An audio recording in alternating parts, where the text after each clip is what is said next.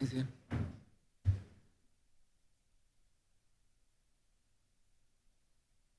House is in session. Government business, sir. Order number 10, resume. In the name of the Honourable Minister in the Ministry of Finance and Economic Affairs, to move the second reading of the appropriation bill. And in moving that second reading, sir, in accordance with Standing Order 65-3, the Minister will present budgetary proposals and financial statements for 2025.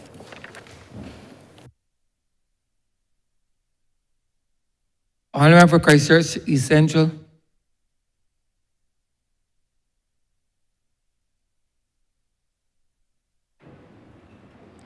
Mr. Speaker, the honor is mine today to present the National Budgetary Proposals and Financial Statements 2025.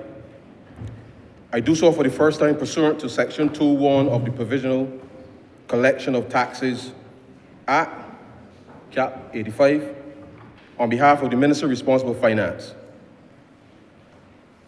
By mentioning taxes, that is not to say that this budget will be heavy with new taxes, sir. I am merely grounding it in the legal authority for this annual exercise. Let me first thank the good people of Christchurch East Central, sir, who have afforded me this opportunity to serve their interests in this Parliament for the past 7 years. It is not lost on me, sir.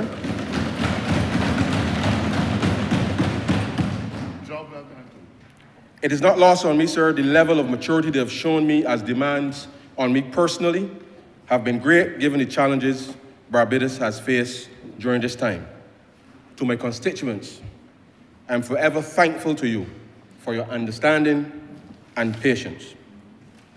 I also thank the staff of the Ministry of Finance, whose very good work in the background, sir, which may be taken for granted by some, has made the difference to the execution of the Barbados Economic Recovery and Transformation Plan. I extend sincere thanks to the Director of Finance, sir, the Most Honourable Ian Carrington, and the Permanent Secretary, Nancy Headley, whom from the afternoon of May 25th, 2018, at 2 p.m. at Government Headquarters when we first met, they both extended every courtesy to me from then until now, and have led the effort tirelessly. I shall point out, sir, that I was not yet sworn in as a minister at that meeting, which on reflection told me that they understood very well, sir, the gravity of the situation facing Barbados at the time. Thank you, Ian. Thank you, Nancy.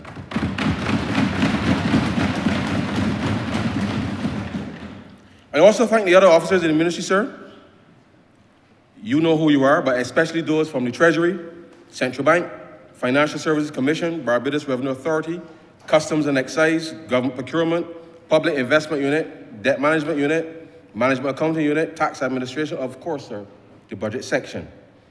Mr. Speaker, things have not always gone smoothly, but I can say without doubt that at every level when there was a demand to be met, the officers have responded, sometimes at all hours of the day and night, weekdays or weekends, which has allowed this country, sir, to function.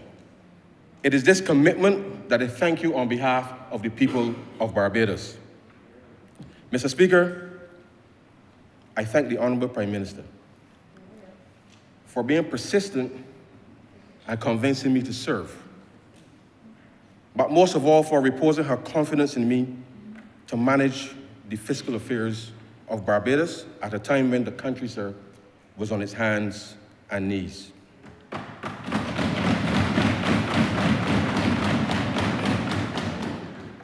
Mr. Speaker, I have witnessed firsthand the Prime Minister execute public policy with a passion and zeal that is indefatigable.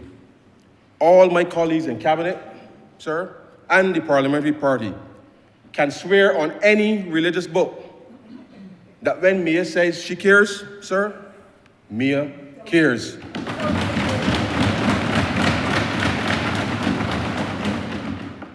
In a very personal capacity, Mr. Speaker, I publicly thank the Prime Minister for the grace and compassion shown to my family and I last year when it was most needed. I asked, and her response was immediate. And so from the bottom of my heart, sir, I personally thank you, Prime Minister.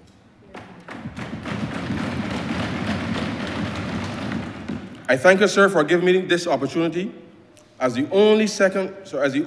second trained economist to present a budget in this chamber. Indeed, sir, the list of those other than prime ministers who have presented budgets in this country is very short. The country knows the benefit of economists managing the fiscal affairs of this country.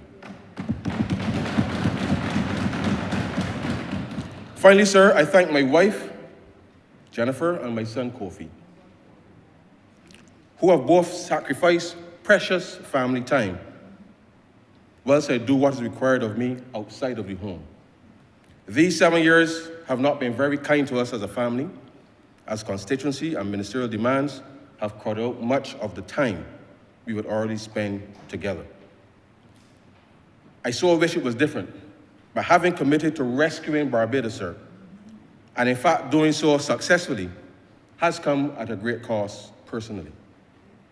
Mr. Speaker, there are no words I can conjure this afternoon to convey my thanks to them for the sacrifice, other than to simply say, sir, I love you, Jennifer.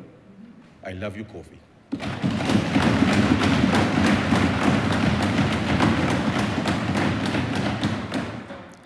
Mr. Speaker, I speak today as a proud member of this administration, with gratitude as a student of the University of Waterford, like you, sir,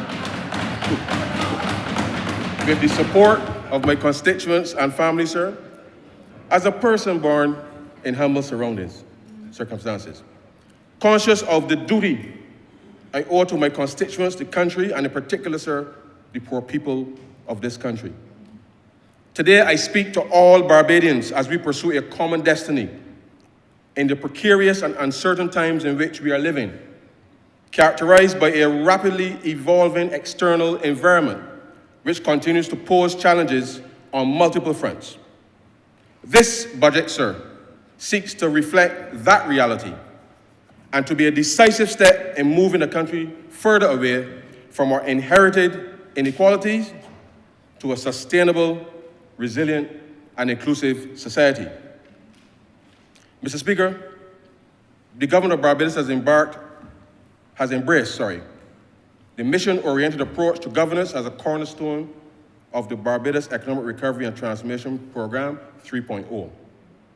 This visionary approach, which is supported by the social partnership, enables us to confront our most pressing challenges head-on, delivering tangible improvements in public service, fostering innovation, promoting accountability, and achieving lasting socio-economic impact. These missions serve as guiding principles in national discourse, shaping policy that consider the diverse interests of communities, labor, capital, government, academia, and civil society. This approach fosters collective problem solving, ensuring that solutions align with shared national goals. The nature of these missions enable their continuity beyond any single administration, providing a stable and enduring framework for addressing complex, deep-rooted national challenges. This new model defines the government's role not merely as a regulator, but as a proactive catalyst, actively shaping markets, accelerating transformative change, and driving sustainable, resilient, inclusive growth. By adopting targeted innovation policies that foster resilience, economic opportunity, and social cohesion, we are committing to a future where prosperity is shared, sustainable, and enduring for all Barbadians. Mr. Speaker, the objective of this approach is to put our people and their well-being at the center of national development, so that economic growth and data speak to and are reflective of a people that are doing well, have access to opportunity, can meet their needs, live with a sense of hope, purpose, and can see that their country is investing in its citizens and its young people. The task of this government is to ensure that we make it in the present while preparing our country for the future, to give citizens a fighting chance by equipping them with the required tools and skills with which they can fight and win, irrespective of the global landscape. These missions represent our bold response to the defining challenges of our times, including Mission 1, climate resilience, proactively addressing our environmental vulnerabilities and ensuring long-term sustainability and effective responses and resilience to climate shocks. Mission 2, social cohesion, strengthening community bonds and national unity amidst shifting social values and norms, emphasizing that our fate and future are shared and require us working together towards a common purpose. Mission 3, food and water security, ensuring reliable and equitable access to these fundamental resources for all. Mission 4, public health and safety, significantly improving both physical and mental health outcomes and enhancing community safety. Mission 5, worker empowerment, equipping our workforce with the tools, skills, and opportunities needed for inclusive and prosperous livelihoods. Mission 6, digital inclusion, bridging digital divides to ensure all Barbadians benefit equally from technological advancements. These missions are also buttressed by 5 guiding principles known as the beacons of Barbados' renewal. The first principle, sir, voices of accountability, encourages every Bajan to speak up and take responsibility when they see something going wrong in this country. The second, guardians of cleanliness, promotes pride in the environment and pushes Barbadians to keep their communities and beaches clean. The third principle is agents of respect. The fourth principle calls for Barbadians to be creators of solutions. And the last principle, sir, these beacons of Barbados' renewal is embracing as persons from a small island developing state, global citizenship. Mr. Speaker, the Barbadian economy has made tremendous progress since 2018. Successfully navigating several climate shocks, rebounding from a global pandemic, and managing the impact of geopolitical unrest. Indeed, we must never forget or take for granted the fundamental, tremendous achievement from our first major effort to recover from a lost decade of unsustainable debt and an economy that was at best, sir, stagnating. Many have taken our successes for granted, demanding even more, without fully appreciating that these achievements have come at a financial cost. That our public servants have had to double down to help the country get past these hurdles, and that in the process, some citizens have come under stress, particularly those who have remained committed to helping us turn the ship of state around. Mr. Speaker, we are truly appreciative and guided by the principles that to whom much is given, much is required. And that once we share the burden, sir, we shall share the bounty.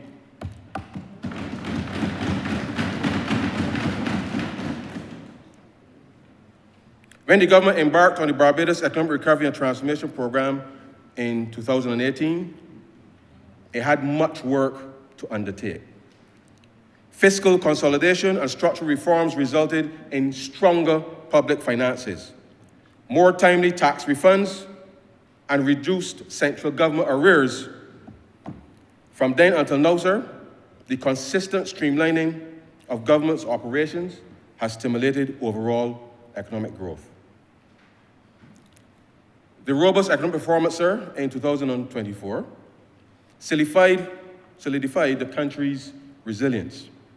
Real GDP grew by 4% compared to 2023, as strong gains in tourism, business services, construction, and the retail trade sectors bolstered the overall performance. In fact, sir, based on our year-to-date performance, the central bank will report to the country next month 15 consecutive quarters of expansion.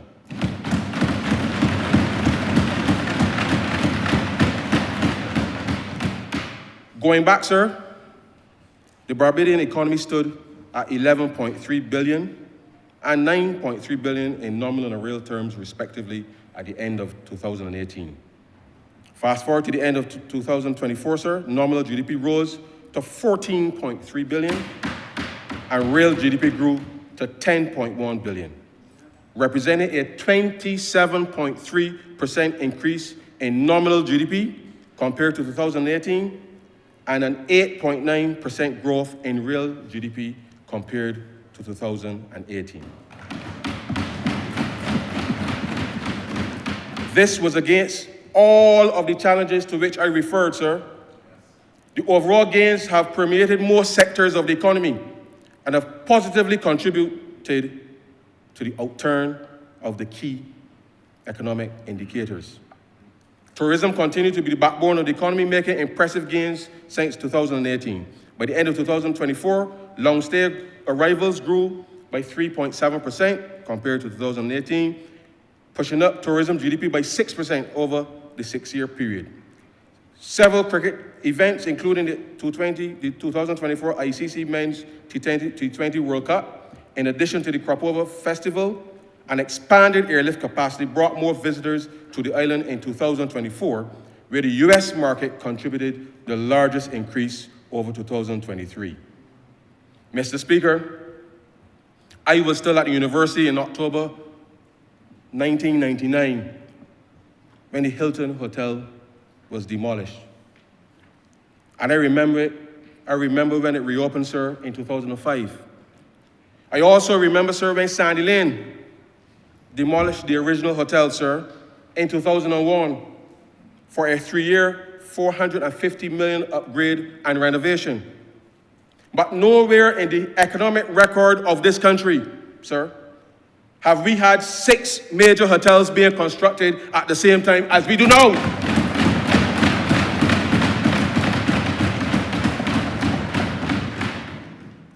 Pendry in 6 Mens with an investment of $300 million, sir, with 74 rooms and 46 residences, 300 jobs during construction, and between 250 and 300 jobs after construction, sir. Indigo with an investment of $100 million, 132 rooms with approximately 250 jobs during construction and 100 full-time jobs afterwards, sir. Hyatt Ziva across the way in Lower Bay Street there, sir, with $186 million investment, with 387 suites and rooms, 28 residences, with approximately 1,200 jobs during construction and 1,500 jobs, sir, after construction. Pierhead, with an investment of $100 million for 150 residences, sir, with 300 jobs during construction and 400 to 500 full-time jobs afterwards, sir. Royalton in Whole Town, with an investment of $300 million, 220 suites and rooms, sir, with an estimated 700 jobs during construction and 500 jobs after construction, sir. Beaches at Hayward St. Peter, part of the Sandals Group, with an investment of $800 million, sir, 532 suites and rooms, 1,700 jobs during construction, sir, and 1,800 jobs after construction, sir.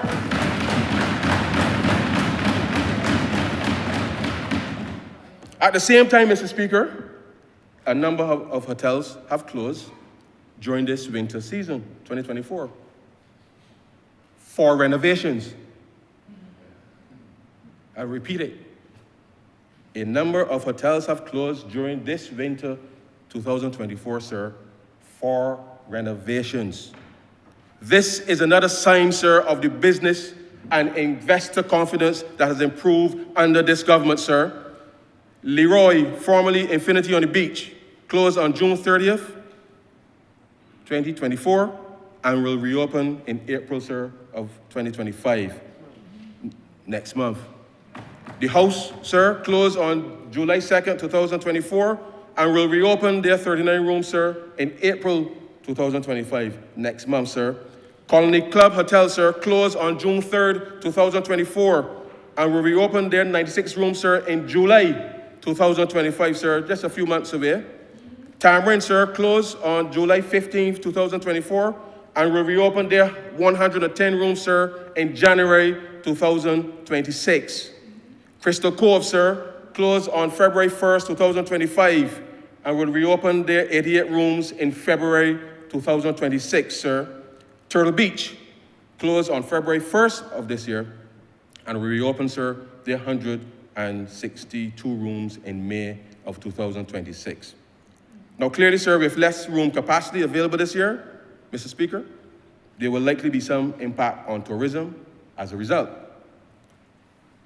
This is more hospitality development, sir. Sorry, there is more hospitality development on the horizon, sir. But the truth is, I can't call all, sir. Suffice it to say, Mr. Speaker, within 18 months, there's going to be a significant need for well-trained hotel workers if our growth trajectory, sir, is to be sustained. This is what business and investor confidence look like, Mr. Speaker. And not just confidence, sir. It is jobs, jobs, jobs, sir.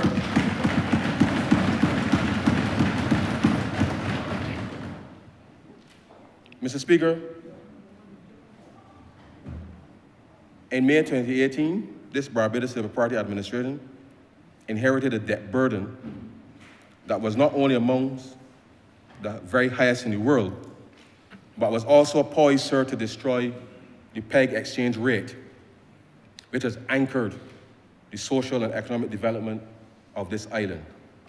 Mr. Speaker, it hurts my heart to say to you that devaluation, was definitely on the cards. According to the latest IMF estimates, at the end of 2017, sir, Barbados' debt stood at 158% of gross domestic product, or the third highest in the world at the time. When you include, sir, the nearly $2 billion in unpaid bills, sir, $2 billion in unpaid bills, the thousands of Barbadians, individuals, and businesses who provided goods and services to various government departments, sir, in good faith. That ratio, sir, rose to 178.9%. The long and short of it, Mr. Speaker, is that the last administration owed any and everybody, sir, everything, and simply had no money to pay anybody. I am pleased to report to the country, sir, that in spite of the COVID-19 pandemic, in spite of the ash fall, in spite of Hurricane Elsa, sir, and Hurricane Beryl, sir, this government has paid virtually all of those unpaid bills, sir.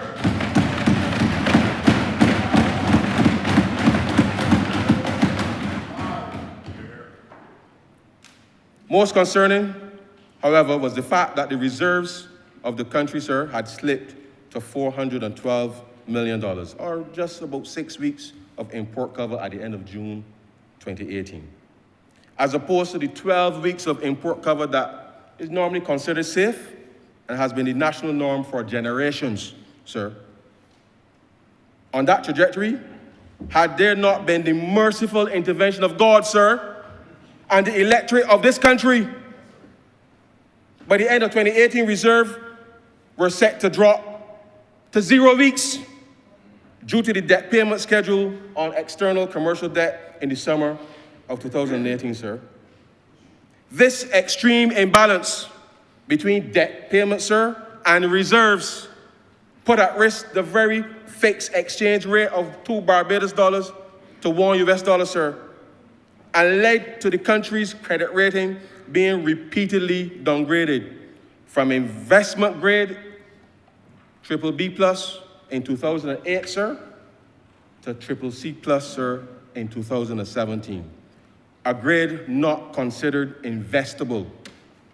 This situation precipitated a crisis of national and international confidence, sir.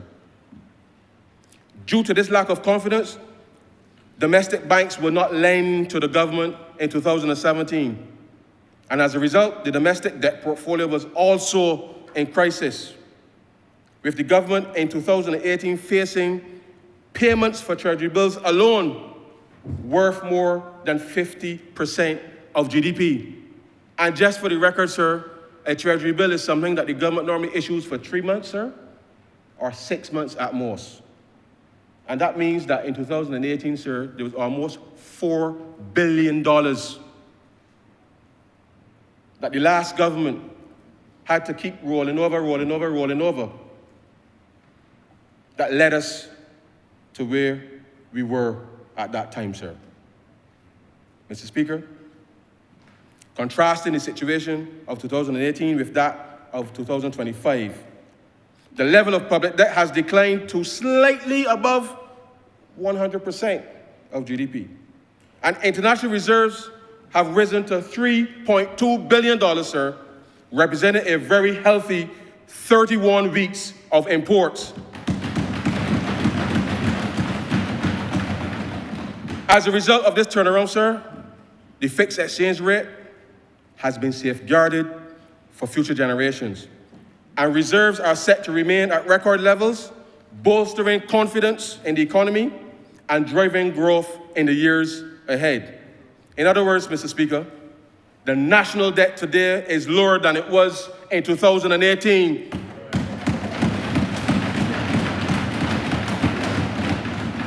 The foreign reserves, which give us cushion against external blows, or in more technical language, sir, exogenous shocks, are higher and at strong levels.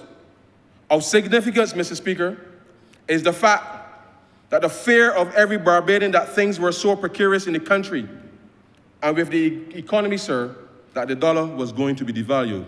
That fear, sir, is a thing of the past.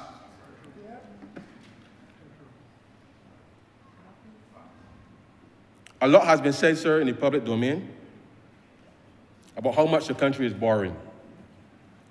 As if, sir, that's the only side of the coin. I have seen people talk about how much, nobody, sir, I should say, sir, I have not seen anyone talk about how much we have actually repaid. So just a few numbers, sir, just a few numbers. When we came to office, between June 2018 and March of 2019, sir, during that period of time, the government borrowed $428 million approximately, sir. And also during that time, sir, the government paid $484 million during that particular period. Paid back to people, sir. In 2019 to 2020, sir, April 1st to March 31st, as I go through the numbers, sir, the government borrowed in that year, sir, $340 million. But the government repaid, sir, $627 million to the people of Barbados, sir.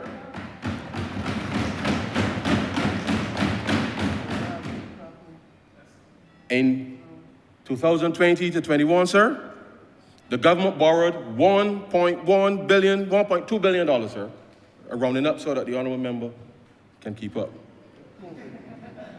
Come in. All of us remember, sir, that 2020, when the airplanes stopped flying, we had to borrow. So in that year, sir, we borrowed $1.2 billion. But we also repaid, sir, in that very year, $955 million, sir.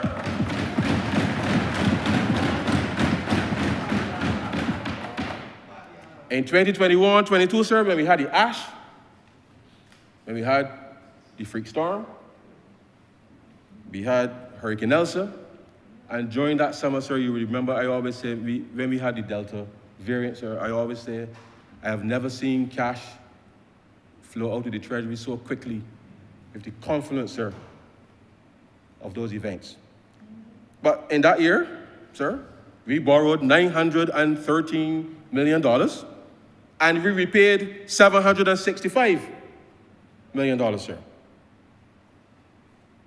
In 2022-23, the government has borrowed $1.381 billion, and we repaid, sir, $1.36 billion. In 2023-24, sir, we borrowed $1.37 billion, sir, and we repaid $1.34 billion, sir, almost equal, sir. And what is projected for this financial year, sir? This financial year, the government borrows $1.639 billion, sir, and we will repay $1.835 billion this year, sir.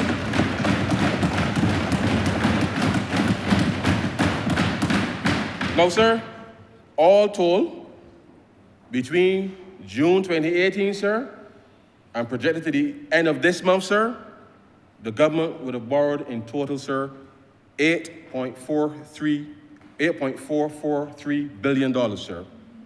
But in that same period, sir, the government also repaid $9.362 billion, sir, to the people of Barbados, as any responsible government, sir, will do. No, sir, these are the facts. And the only reason, sir, that we borrowed so much money, sir, was strictly because of the COVID-19 pandemic, sir. And what was that purpose, sir? We moved from mission critical, sir, and we had to focus on mission survival. And therefore, sir, we had to borrow $1.285 billion, sir, in order to keep Barbados whole, sir, to keep families, sir, together, sir, to keep the businesses of this country, sir, together, so that we can set the foundation, sir, for the recovery that we are seeing today. Mr. Speaker, I want to make it clear, for the avoidance of any doubt, the debt level at the end of February 2025 was 101.1% of GDP, sir. If there was no COVID pandemic, sir, then the current debt level would have been 92.2% today. Now, sir, debt is forecast to continue to fall as a share of GDP for several reasons, sir. One, continuing our fiscal discipline, limiting the amounts of new debt which government needs to take on annually. The terms of the debt which the government do take are on a far lower than agreed by the previous government, sir, largely due, sir, to the confidence and restoration of the country's credit rating. And three, sir, the rate of economic growth has returned, sir, to a healthy level. Now, sir, the last time Barbados' debt level was under 100%, sir, was May 2012. May 2012. So I understand, sir, the psychological concerns that citizens may have, because it really seems like a lifetime ago. But by the good grace of God, sir, steady leadership, and barring any unforeseen circumstances, sir, Barbados will cross the 100% threshold to double digits, sir, by the end of the next fiscal year. There are some commentators who by now should definitely know better, sir, telling the public that the reserves are way too high. Mr. Speaker, the COVID-19 pandemic, the Russia-Ukraine war, the escalating trade war amongst the global superpowers, the threat to take over the Panama Canal, the impact drought is having on ships moving through that canal, sir, with the consequential hike in prices. And all of this as we confront, sir, the current geopolitical environment. This administration believes that the level of reserves that we have, sir, is both prudent and necessary. I know that your constituents and mine, sir, understand that in a time of uncertainty, it is necessary to have a cash cushion, and as Barbados has today. Mr. Speaker, the country still remembers the abysmal level of foreign reserves we inherited, the utterly precarious fiscal situation that Barbados confronted in 2018. The government has been a good steward of the national resources. We have managed and removed this country, sir, from the edge of the cliff. And Mr. Speaker, we are not going back there.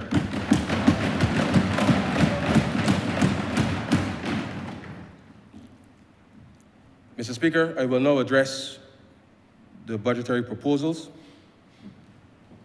In the face of a hostile international climate, the Barbados economy continues to grow, jobs are being created, our debt is decreasing to more sustainable levels, and the prudent management of the fiscal affairs, the citizens of this country rest comfortable, sir, at night, knowing that what was in the Treasury last night, sir, was there again this morning.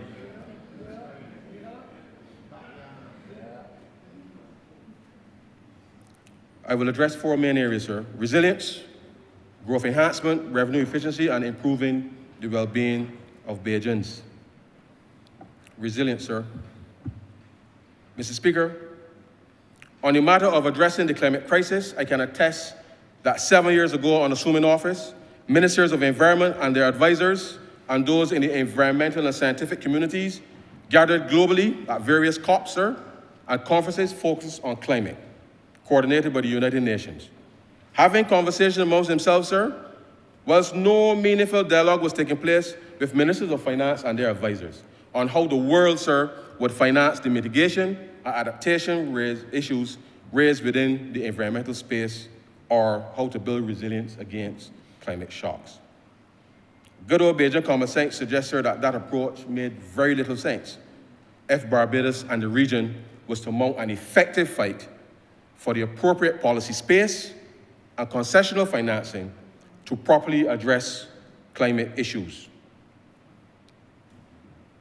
Under the leadership of the Honourable Prime Minister, sir, we set about to change that. And we developed the Bridgetown Initiative, which has helped to lead a paradigm shift in the course of scaling capital flows and reshaping the financing system to achieve the Sustainable Development Goals, spurring climate action through the reform of the international development and climate finance architecture. The Bridgetown Initiative focuses on three broad areas. One, how to change the rules of the game. Two, how to shock-proof economies. And three, sir, how to dramatically increase financing for SDGs, specifically climate action. Mr. Speaker, I now make the Bridgetown Initiative, version 3, a document of the House. We are pleased to report that through Barbados' advocacy, sir, more of the multilateral development banks, like the World Bank, and commercial creditors have accepted the inclusion of natural disaster clauses, or as they call them, climate resilient debt clauses. These clauses will unlock our debt service for over a 2-year period in the event of disaster, which approximates to approximately 20% of GDP. At the same time, Mr. Speaker, we have also expressed the very strong view that Barbados does not want to actually experience a disaster in order to get debt relief, but rather we prefer to build resilience ahead of the disaster in order to minimize the social and economic dislocation and the attending costs. Therefore, the reform is important, especially given our already tight fiscal space, like in countries like ours and others, which are on the front line of the climate crisis that we did not cause and do not have the domestic resources to fight effectively. Mr. Speaker, Cabinet approved the Barbados 2035 investment plan in June of 2024. It is estimated that between now and 2035, 23.2 billion Barbados dollars, or 11.6 billion US dollars, will be needed to fund the priority projects outlined in the investment plan, of which there is a significant opportunity of Barbados 13.2 billion for investments by the private sector, while the public funding component is estimated at 10 billion Barbados dollars over 10 years. The delivery of the projects is predicated, sir, on financing being available, particularly low cost, longer tenor debt, and grant financing.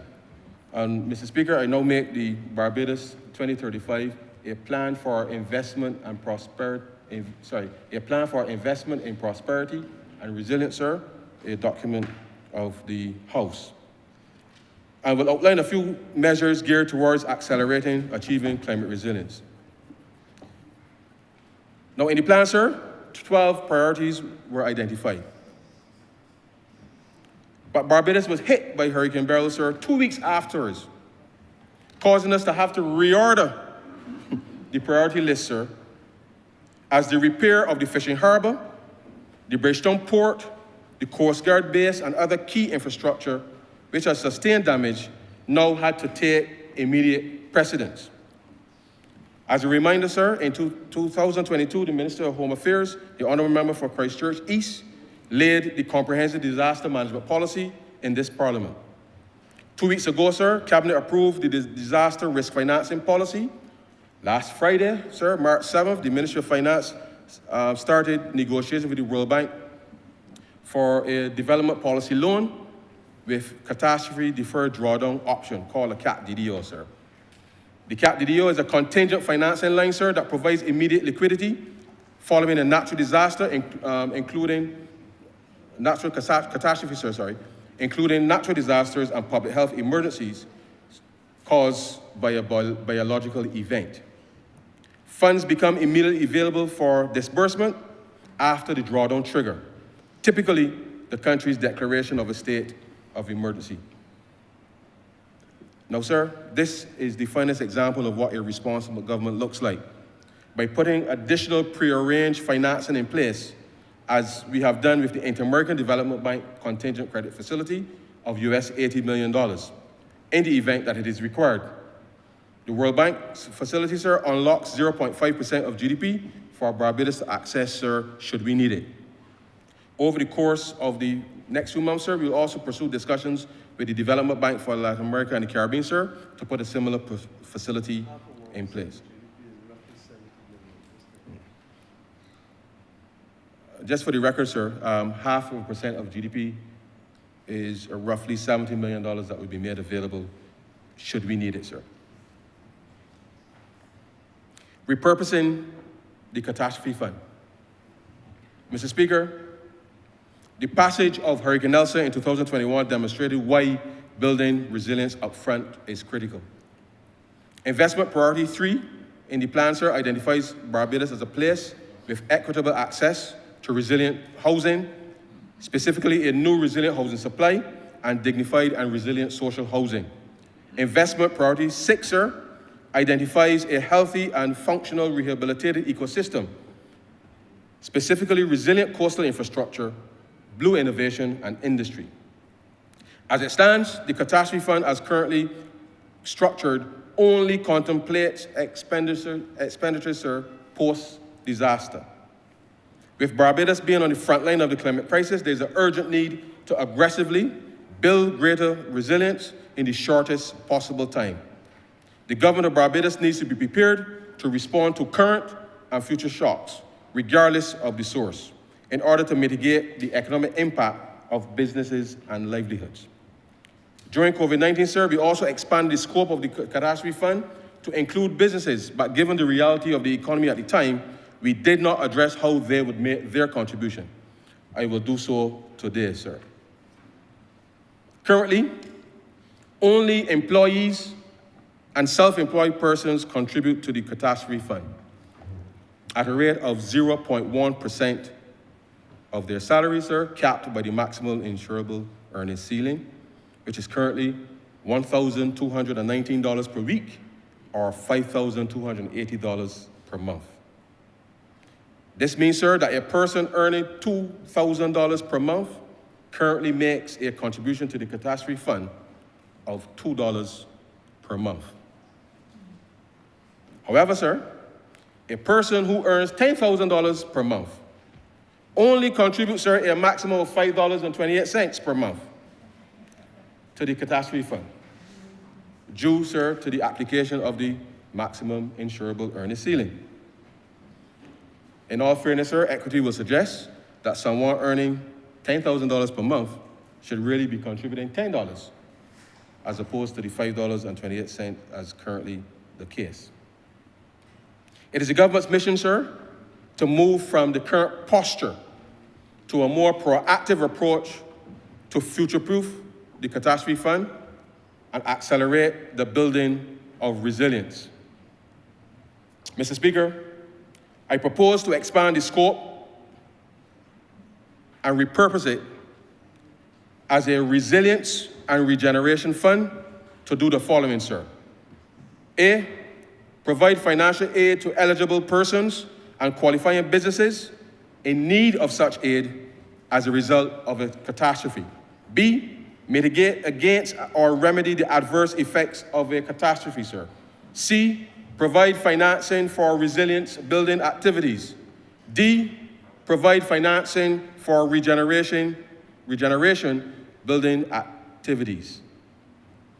Mr. Speaker, in order to future-proof the Resilience and Regeneration Fund, sir, I propose that with effect from April 1st, 2025, the following be introduced.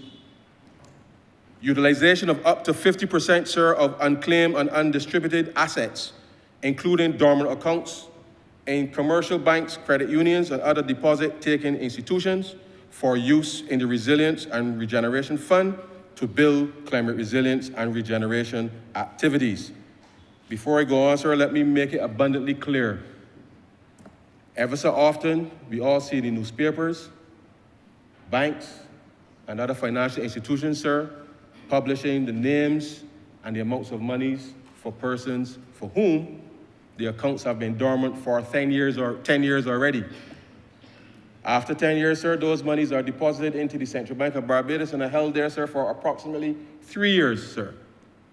Before, if there's no claim, sir, those monies then come to the Accountant General, sir. At any point during that period of time, sir, any person is entitled to make a claim on that money, sir, and the monies will be paid back. So I want to make it clear that the government is not going into anybody's account, sir, and taking up any money, sir. That is not what the government is doing. If the honourable member remembers that he has some money in the account, sir, he is liable, like everybody else, to be able to make a claim, sir, and the Accountant General will repay. But what we are doing, sir, is utilizing resources that are just idle to help mobilize the response, sir, to help Barbados build climate resilience.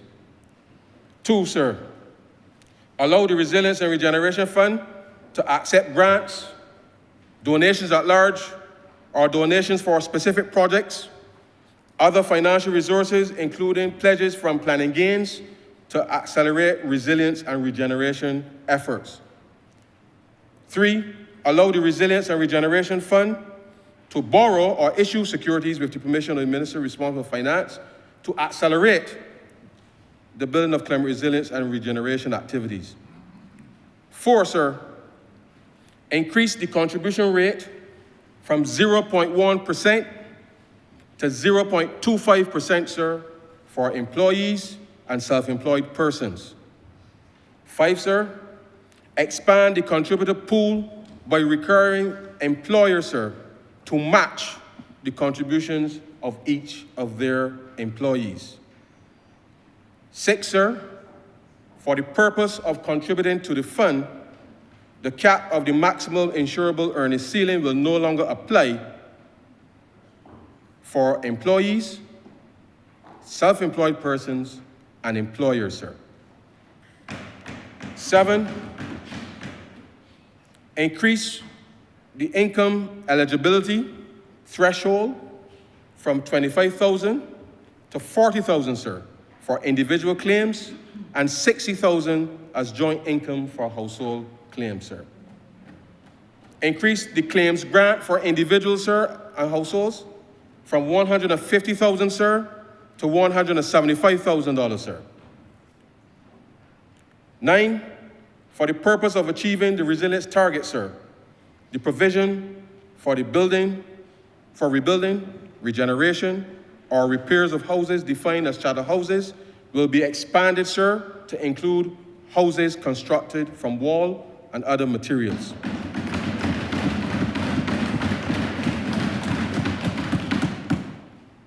Ten, sir, introduce a threshold for businesses with annual income not exceeding $500,000 that can benefit from the Resilience and Regeneration Fund of up to $50,000 in support in the event of a disaster, subject, sir, to the businesses being fully compliant with their statutory obligations.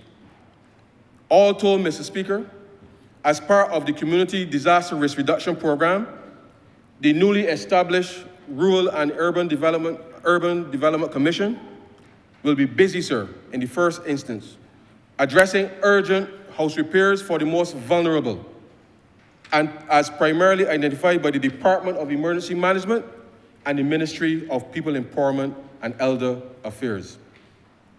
The Ministry of Finance, sir, will work with the general insurance industry and the Caribbean Catastrophe Risk Insurance Facility, CRIF, to provide for the provision of micro-insurance, sir, for persons with incomes not exceeding $120,000, and to explore livelihood protection policies. With respect to the livelihood protection policy, sir, persons who have benefited from disaster finance relief from Hurricane Beryl, sir, will be required to participate given their most recent experience. The Fisheries Division, sir, will put a monitoring mechanism in place with the National Insurance to ensure that all in the fishing industry are compliant with their contributions going forward. Mr. Speaker, it happened during the COVID-19 pandemic, it happened during Hurricane Elsa and Hurricane Beryl, sir. We simply cannot limp from crisis to crisis, sir, hoping that the government will come to the rescue. One is always free to self-insure, sir, but we cannot reasonably expect other taxpaying citizens to continue to come to our rescue when we have freely engaged in our enterprise of choice, reap the benefits of it, without taking steps to protect yourselves from possible disaster, and without regard, sir, for those who we expect to give us their support. As it relates to self-employed persons and businesses in general, the government has put mechanisms in place to offer some level of protection for the operation of businesses in the event of a disaster. We have all seen what happened during COVID-19. I repeat, we have all seen what happened with the fishing industry during the passage of Hurricane Beryl, sir. It does not matter what activity you're involved in, whether you're a doctor, a lawyer, barber, hairdresser, sir, nail technician, esthetician, mechanic, fisherman, vendor, musician, artist with or without an E, designer, sir, shopkeeper, shoemaker, bodywork man, sir, architect, draftsman, plumber, tailor, electrician, truck driver, contractor, coconut vendor, sir, landscaper, equipment operator. Please, sir, for your own sake, make yourself right with the National Insurance Scheme, sir.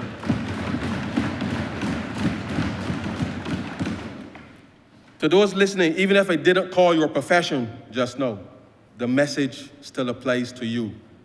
Remember, it is your lifeline. Mr. Speaker, as we future-proof the Resilience and Regeneration Fund to build resilience, we will establish a liquidity buffer to always ensure there are resources available to deal with emergencies. The fund will continue to be administered by the National Insurance and Social Security Service, and a report will be provided to Parliament for activities in the preceding year during the annual debate of the appropriation bill. And yes, these resources may not be enough for a major disaster, but that is why, sir, we have recourse to debt relief provided by the natural disaster clauses within our debt. Mr. Speaker, I repeat again for the record that Barbados' good name and reputation has been enhanced by the leadership of the Honourable Member for St. Michael North East. The Prime Minister's determination that Barbados and other small island developing states must have the policy and fiscal space to face the challenges of the 21st century is not just prudent, but also morally right if small states are to survive. Her leadership on matters related to climate has sparked innovation across the International Monetary Fund and World Bank, yielding significant elbow room for us thus far. Quite frankly, sir, where there may have been some doubt related to our capacity to deliver under the BERT program, Barbados and Barbadians by extension have received the benefit of the doubt. And in my view, that is due to the leadership of the Honourable Prime Minister. Mr. Speaker, last week, Monday to be precise, Germany announced that it will loosen its fiscal rule for defense and federal spending and to create a special fund to boost the country's infrastructure. They have determined that in the current environment, any defense spending that exceeds 1% of GDP, gross domestic product, will not be counted towards Germany's debt brake, which limits government borrowing to 0.35% of GDP. This effectively means, sir, that their defense spending will no longer be capped. At the same time, sir, aid budgets are being cut by all major donors as some face the need to increase spending on defense, as we observe in Europe and the United Kingdom. It means financing for building resilience to the climate crisis is becoming more challenging. This further reinforces the need to enhance the Resilience and Regeneration Fund, sir.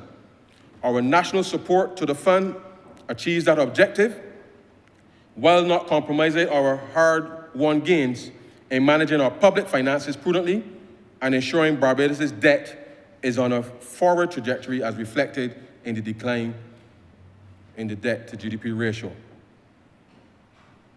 Mr. Speaker, Germany has traditionally been the picture of fiscal rectitude in Europe. The newly elected Chancellor has now committed to a constitutional amendment to allow the country to spend what is necessary to build up the defense of Germany militarily. Sir, military defense spending is to Germany what the climate crisis is to Barbados, both existential crises. Consistent with our advocacy under the Budgetary initiative, and in keeping with what I've asked employees, self-employed persons, and businesses to contribute to future-proof the fund, I now propose that with the effect from fiscal year 2025-2026, to allocate up to 0.25% of the previous calendar year nominal GDP into the Resilience and Regeneration Fund, which is roughly $35 million. Like Germany, Mr. Speaker, we will amend our fiscal rule such that these expenditures will not affect our primary surplus targets, sir.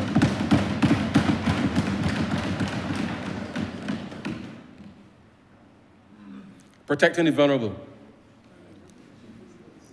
Mr. Speaker, protecting our people and building social resilience is a key component of this government's strong policy agenda. And to that end, our action to protect those among us who are most vulnerable has been a key pillar of the Barbados Economic Recovery and Transformation Program.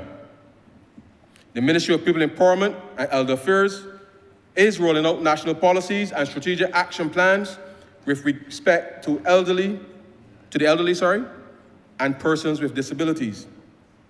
Legislatively, the rights of Persons with Disabilities Act and the Child Protection Act have been passed in Parliament with imminent proclamation. Cabinet has approved the policy for drafting of legislation for the protection of the rights of the elderly. Work is well advanced and the draft bill is currently being reviewed by the ministry. Additionally, sir, the new Social Empowerment Agency bill that amalgamates the National Assistance Board, the Welfare Department, the Child Care Board, and the National Disabilities Unit was passed in the House last week, Friday.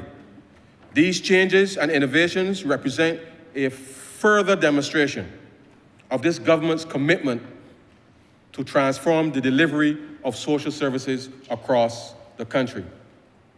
Ironically, sir, the said amalgamation will usher in further decentralization of social services, as with the use of new management information systems, more effective, holistic services to the vulnerable can be delivered, moving away from the current disjointed and Victorian approach to social protection. Mr. Speaker, you will recall that during last year's budget, the Honourable Prime Minister announced the introduction of the Special Needs Grant, which will provide the equivalent of 100% of the non-contributory pension to adults and 50% of the non-contributory pension to minors effective October 1st, 2024. For persons with advanced multiple sclerosis, autism, cerebral palsy, and Down syndrome. This is unprecedented in our country and is an attempt by this government to ensure that people with disabilities can live with dignity and that the burdens carried by their families and caregivers are lessened, and that they do not have to wonder, sir, how they will be taken care of when they are older.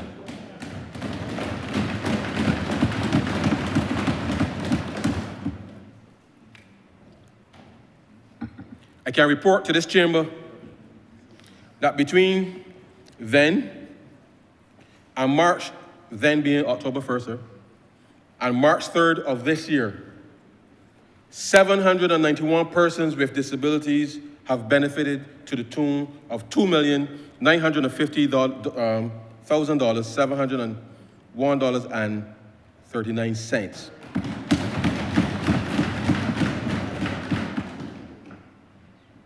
Of the 791 persons, sir, 5 adults have advanced multiple sclerosis. 508 persons are autistic, sir, of which 392 are minors. Almost 2/3 of the total persons receiving the special needs grant, sir, are autistic. 151 persons have cerebral palsy, of which 53 are minors. And 127 persons have Down syndrome, sir, of which 61 are minors. When the announcement was made last year, sir, there was a small omission, as it was the intention to also automatically expand the special needs grant to minors who are blind, deaf, and mute. However, the regulations only spoke to adults with those listed disabilities. I'm therefore happy to announce, sir, that from midnight tonight, parents of minors who are blind, deaf, or mute can now apply for the special needs grant paid retroactively from October 1st, 2024.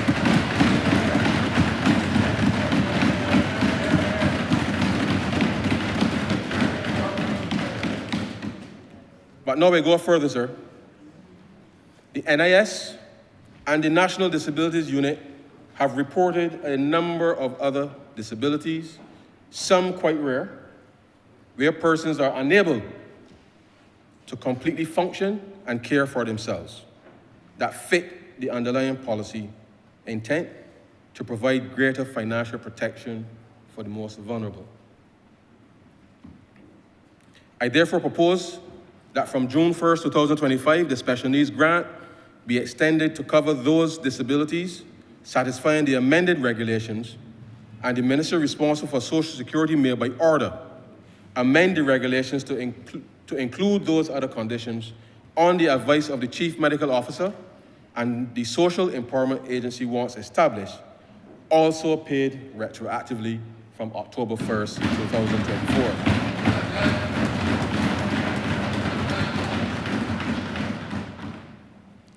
With regards to children, we recognize that there is a critical need, sir, for facilities to better cater to those children who are in need of specialist care. The Child Protection Act makes provision for a secure residential treatment facility with specialists and modern facilities to provide for the care and attention that are needed by these children. In this regard, the Ministry of People Empowerment and Elder Affairs will establish such a facility early in the next financial year, and in this regard, a building has already been identified for this purpose. Mr. Speaker, let me take this opportunity to sincerely thank from the bottom of my heart the Barbados Children's Trust, which is currently funding the construction of a residential facility at Bullings, St. James, for children 12 to 18 years old.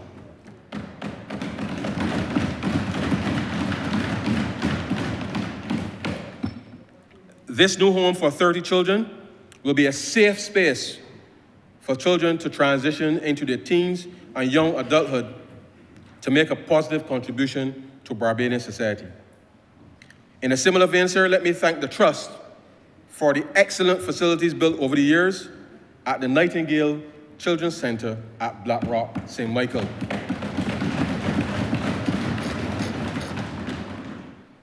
Mr. Speaker, there's a clear need to have more persons involved in the fostering of children in this country, especially those children in need of care and protection, with a view of keeping them out of residential care and in the community.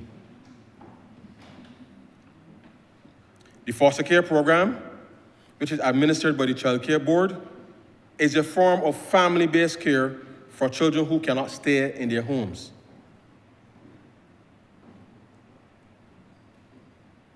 Since they have been harmed or will be at risk if they remain in the care of their families or caregivers, sadly. This system allows children who need care and protection to be placed with a family instead of in residential care.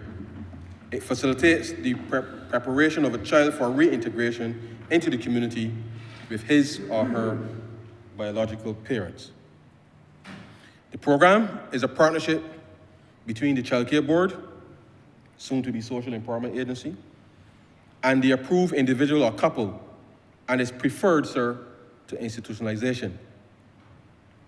It is a community resource which not only enhances child care services, but makes life more meaningful and productive for both the children and the foster parents. Prospective foster parents are approved after thorough investigation by the Child Care Board prior to a child being placed in their care. The Child Care Board continues to provide support to the child or children, as well as support in the form of training to the foster parents. Unfortunately, sir, the stipend paid to foster parents, $100 per week per child for younger children, mainly at primary school, $110 per week per child for secondary school children, is really no longer adequate, sir. During the more than 2 decades this stipend has been in existence, there has been an increase in the cost of all food items, sir, healthcare, transport services, utilities, education supplies, and the basic needs associated with the provision of care for all children. Despite these economic challenges, foster parents continue to give human service to facilitate the growth and development of children in a family setting. There are currently 16 children in foster care, ranging from 4 years old to one teenager who is 16 years old. These children need to be adequately fed and to be engaged in various activities to achieve their developmental milestones. Mr. Speaker, in view of all of these realities, I now propose that with effect from April 1st, 2025, that the stipends of $100 and $110 per week per child be increased to $200 per week per child, regardless of the age of the child.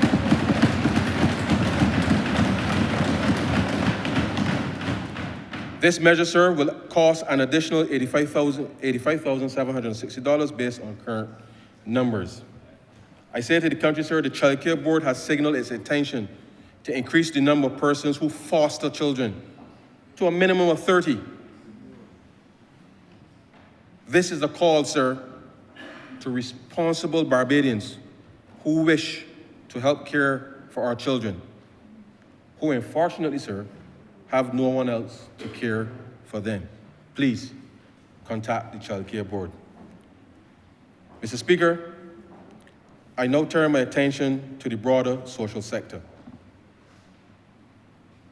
Over the last few years, considerable work has been done to transform the social sector to better provide for vulnerable persons. We recognize that Barbados is now an aged society. And so we have to make better provision for elderly persons. At the last census of 2001, more than 25% of the Barbadian population was over 60 years of age. Indeed, Barbados is fast becoming, sir, a super-aged society, with over 50% of the population expected to be 65 years and older by 2050. And therefore, sir, the silver economy will take on more importance based on the demographic profile of the country. These statistics are sobering, and they underscore the need to implement measures that encourage healthy and active aging, and aging in place where seniors can enjoy their golden years. In this regard, it is recognized that older persons prefer to be cared for in their homes and communities, and the home care and community elder care programs of the National Assistance Board have been very successful, sir, in doing so. I'm also aware that it is cheaper, or more cost-effective, I should say, sir, to care for an elderly person in a daycare or residential facility than at a much higher cost either at the geriatric hospital, sir, and a yet even higher cost at the Queen Elizabeth Hospital. I am therefore pleased to announce that the Ministry of People Empowerment and Elder Affairs will, in the next financial year, commence a model of the establishment of daycare and residential facilities for the elderly and adult persons with disabilities, as well as additional daycare facilities for children, to get that intergenerational mix that is so needed, sir, for community cohesion. The first facility, sir, will be established at Sterling, St. Philip, followed by Edge Hill, St. Thomas. It is proposed to place such facilities in every parish across the island over the next 5 years. This, sir, is another clear commitment, sir, to the mission economy.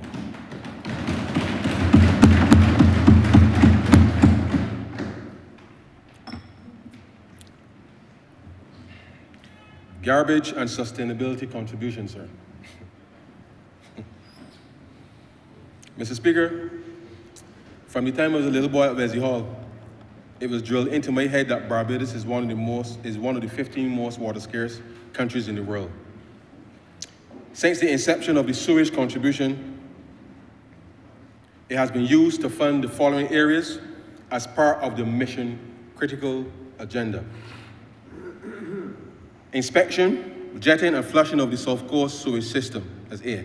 B, supply and installation of medium screens at the South Coast treatment plant.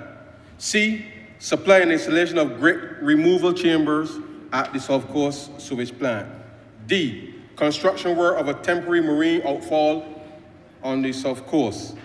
E, supply and installation of screens and a septage handling facility at the Bridgetown sewage treatment plant. F, other projects specifically related to the sewage network And G, sir, operational expenses related to the running of the sewage plants. Sir, the successful conclusion of the debt for climate swap last year allows the Barbados Water Authority to upgrade the South Coast sewage treatment plant from primary to tertiary treatment.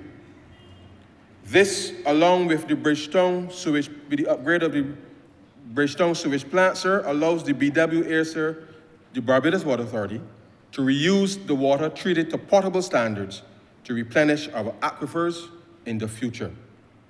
This means, sir, that the initial limits placed on the garbage and sewage contribution in relation to the type of expenditure are no longer relevant. Now, Mr. Speaker, water rates were last increased in this country in 2009 by the last administration. Since then, sir, virtually everything else has increased except water rates. I therefore propose, sir, that with effect from April 1st, 2025, a change in the use of the sewage component of the garbage and sewage contribution solely from operational costs of the sewage system to include operational and capital costs related to sustaining the distribution of water in Barbados. This adjustment, Mr. Speaker, allows us to defer a badly needed increase in water rates at this time. Instead, it would allow the Barbados Water Authority to embark on an aggressive plan to reduce the level of non-revenue water from as high as 45%, leading to a reduction in production costs and improved quality of service to its customers. Mr. Speaker, I address the residents of St. Lucie and St. Peter in relation to their water issues. Mr. Speaker, just over 3,700 households within the parish of St. Lucie, as well as parts of eastern St. Peter, have been experiencing discolored or brown water issues for years. I am told, sir, almost 15 years. In the past, discolored water existed periodically, but in recent years, many households have experienced it on a continuous basis. The discolored water originates from one, sir, rusty and line and aged water mains in the distribution system between the pumping station, sir, and customer households. And two, silt in the Allendale well. The Prime Minister has made it clear, sir, that it is unacceptable and has mobilized the Barbados Water Authority to move with dispatch to resolve this long-standing situation, just as was done for the residents of St. Joseph. With respect to the rusty and aged mains, the Barbados Water Authority has embarked on a strategic mains replacement program where the defective mains across the parishes have been targeted for replacement. To date, just over 20 kilometers of mains have been replaced in the following areas, to mention a few: Checker Hall, Maycox, Broomfield. Apologies, sir. The BWA is currently working to replace another 20 kilometers in the following areas: Checker Hall, Maycox, Broomfield, Josie Hill, Hope Bridge Road, Cave Hill, and Centipede Alley. The replacement of these mains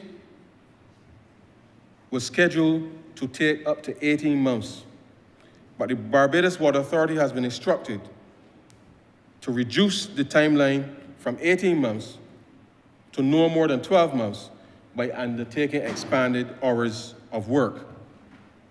This, coupled with the completion of the installation of a filtration system at the Allendale well in the coming weeks, and the cleaning of the adits, or horizontal tunnels, sir, and the basins of wells, will ensure that clear water returns to consumer taps in the shortest possible period.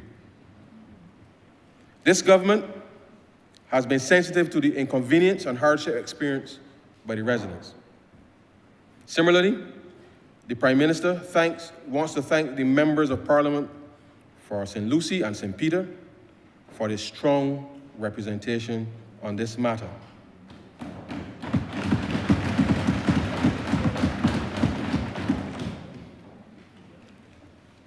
Due to the length of time it took for this problem to be resolved and the inconvenience caused to consumers in the area, I now propose that with effect from April 1st, 2025, the Ministry of Finance will make an ex gratia payment of $32 monthly per affected household to the Barbados Water Authority on behalf of these residential consumers affected by the persistent supply of brown water in St. Lucie and St. Peter.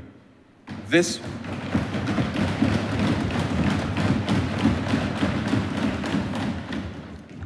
is equivalent to the minimum monthly charge and will be for up to 12 months initially, or until the time it takes to resolve this long-standing matter. The Barbados Water Authority will validate the meter numbers for the affected households and adjust their billing system accordingly. This measure will cost the Treasury up to approximately $2 million, but is a reflection of the government treating our citizens with fairness and relieving them of unnecessary burdens.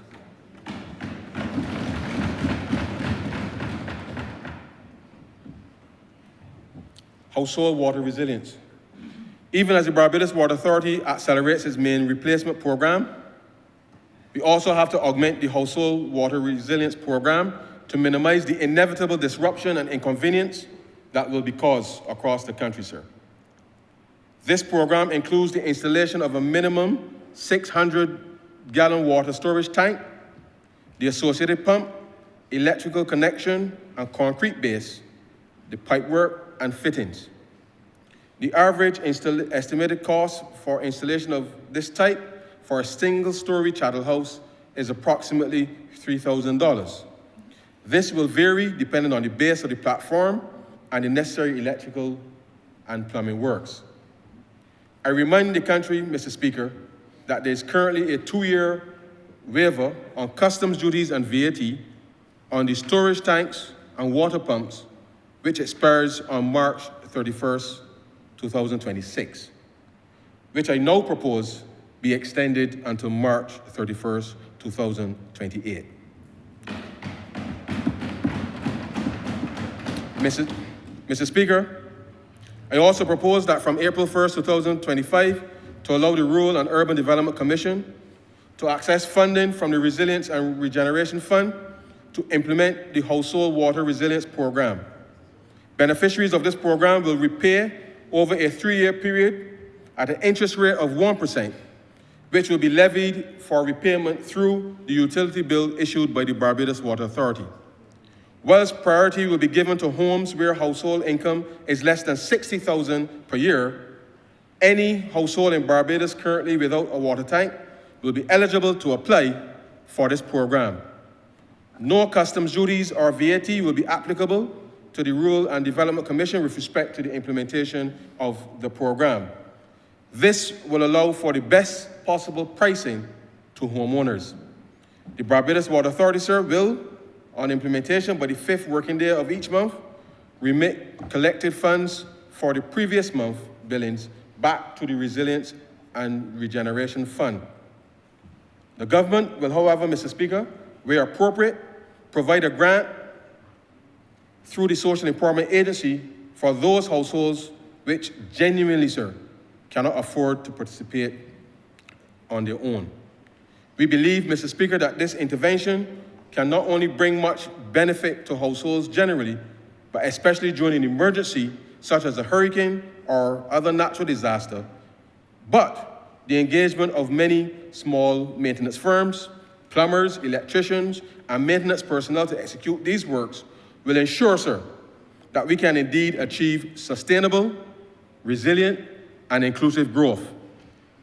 To improve the water supply to households across the country and enhance the resilience and efficiency in the coming years, I now propose that all planning applications approved for residential construction from April 1st, 2025 be mandated to require the installation of a minimum of 600 gallons of potable water storage on the premises.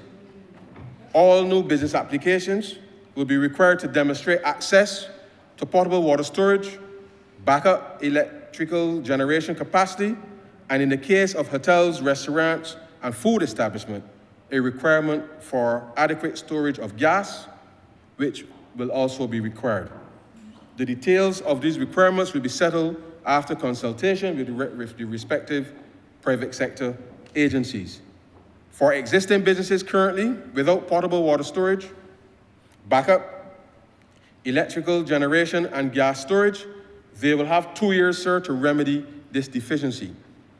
The Barbados Fire Service, over the course of the next 2 years, will be required in the normal course of their duties to inspect all businesses operating in Barbados to verify, sir, that these basic resilient components are in place to ensure business continuity, protecting our climate, coastline, gullies, and parks, sir. Mr. Speaker, the Roofs to Reefs program is a fundamental anchor of the climate investment plan. Whatever we do onshore, sir, affects everything offshore. And it is this integrated approach that must be appreciated by every citizen for the sustainability of our lifestyle.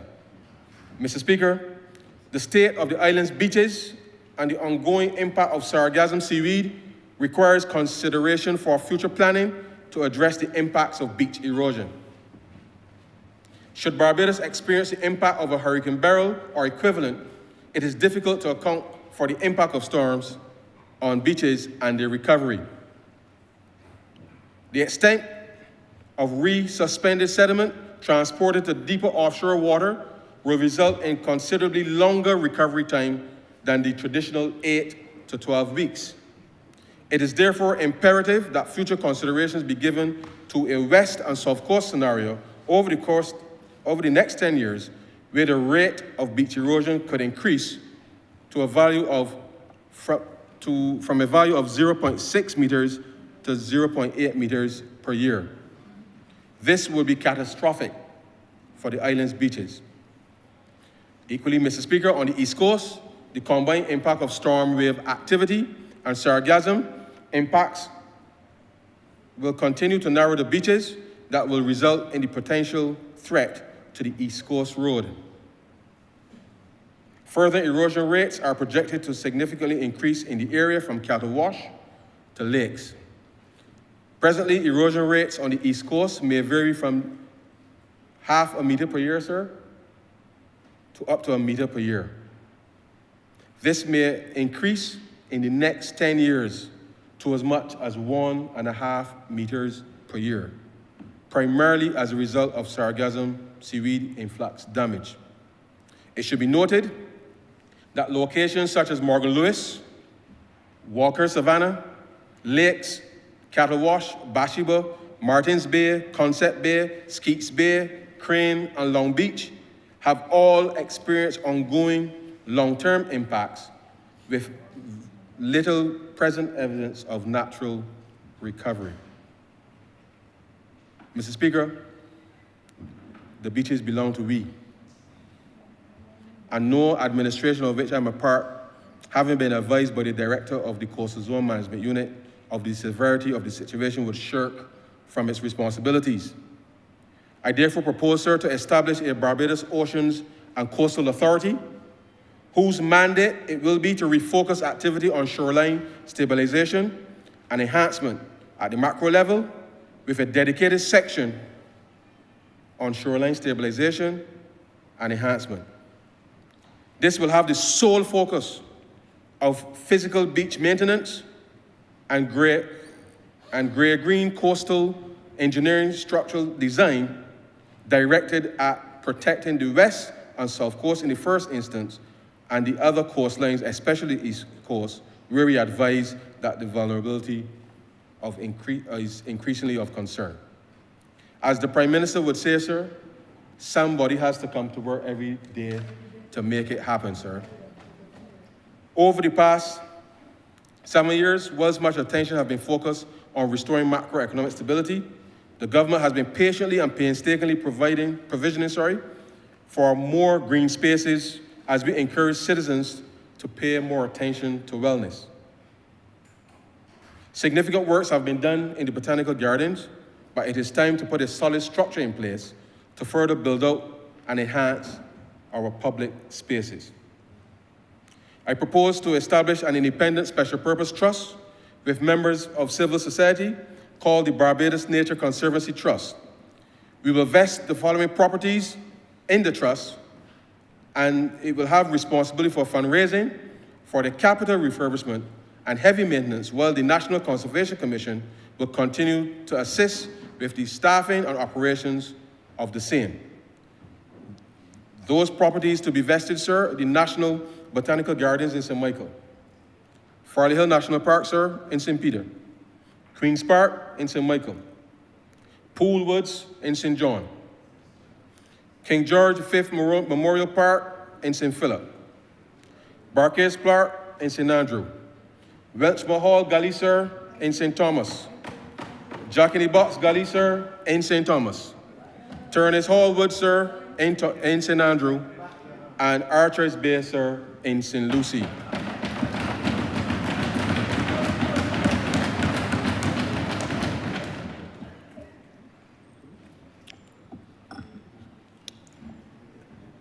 In 2020, with the onset of the COVID pandemic, we established the Barbados Employment and Sustainable Transformation, also known as the BEST program, for tourism, which was predicated on the commitment to training, digitization, and greening, while synchronizing as much purchasing power with local manufacturing, agriculture, and culture. This concept is as valid today as it was then.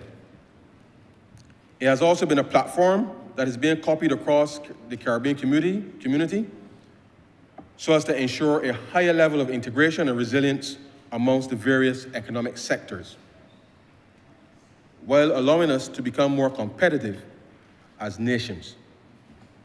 Climate resilient vertical farming. Whilst we have seen increasing investment in some aspects of the agricultural sector recently, there are three strategic matters we wish to address today. While often disputed, the effects of the climate crisis have been observed over the last decade with increasing frequency. This has been represented by increasingly severe weather systems. Increases in temperatures and knock-on effects of water availability have led to negative declines in irrigated crop yields of up to 20%. Further, warmer climatic conditions favor higher incidence of crop pests and disease and cause a reduction of pollinators such as bees, sir, which are essential, sir, for crop production. In addition, periods of severe drought, flooding, and extreme winds also pose serious challenges, including significant soil degradation and erosion from heavy rainfall events. These factors have triggered failing farms and stagnating farm profits, as well as impacting the stability of food supplies and food prices. Vertical farming, sir, has emerged as a transformative climate resilient solution to enhance food security, ensure consistency in supply, and drive sustainable growth in the non-sugar sector. This cutting-edge technology leverages controlled environments and innovative technologies to optimize production, reduce water dependency, and maximize land use efficiency. By enabling year-round cultivation, it reduces reliance on imports. Furthermore, this innovative model fosters economic enfranchisement, particularly for young men and women eager to enter the agricultural sector. Both urban and rural communities can benefit from modernization whilst maintaining their role in the national food production system. With this technology, a farmer deploying one vertical farm unit, growing a consistent crop of romaine lettuce throughout the year, could have 18 harvest cycles in that period. To support this effort, the government will immediately facilitate funding by directing the Barbados Agriculture Development and Marketing Corporation to access the Agriculture Development Fund to cover the costs of 20 of these farms in the first instance, to offer to farmers for lease to purchase over a 7-year period, representing approximately $4 million in the coming financial year. Expressions of interest will be requested shortly to determine the successful 20 farmers. Adjustments to agricultural water rates. Mr. Speaker, the average small farmer uses 135 cubic meters of water per month, or as used, in the pre-COVID-19 period. In 2024, the average usage declined to 74 cubic meters. Currently, there are 374 small farmers using BWA water at a rate of $1.80 per cubic meter. Given a return to farming at the COVID-19 levels, the BWA will be expected to earn just over $1 million at a rate of $1.80 per cubic meter. Therefore, a proposed reduction of $1 per cubic meter of water would mean that the government will have to offset for the BWA the difference annually, with this first being the sum of $484,704. Accordingly, an immediate reduction of water rates for registered farmers to $1 per cubic meter will take effect from April 1st, 2025.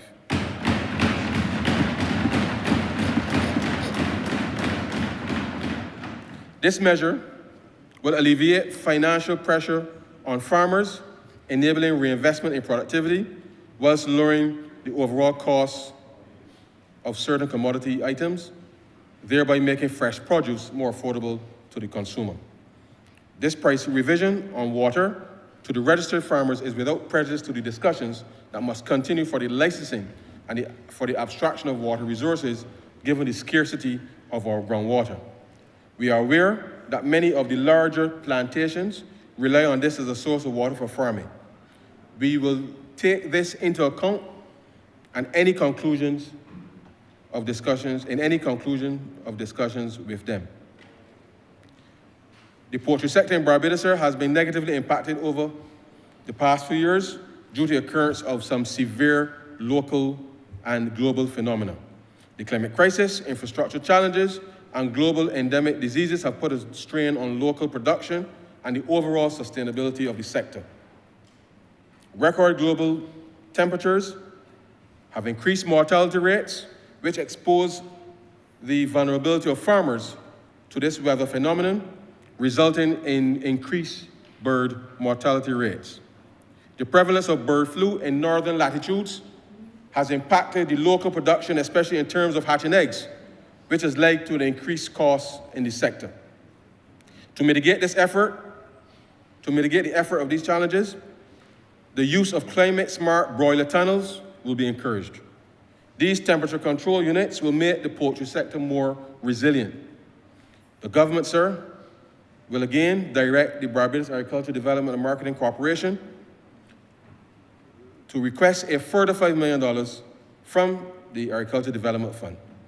The corporation will then support 20 proficient boiler producers in lease-to-own contracts to be repaid, sir, over 7 years. Similarly, expression of interest will be requested shortly, again to determine, sir, the successful farmers.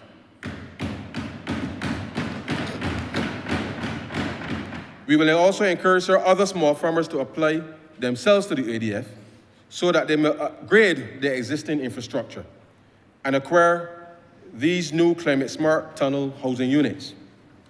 These above initiatives and programs being proposed by the Ministry of Agriculture, Food and Nutritional Security will enhance the national food security and aid in making fresh vegetables, root crops, and poultry more affordable to Bajans.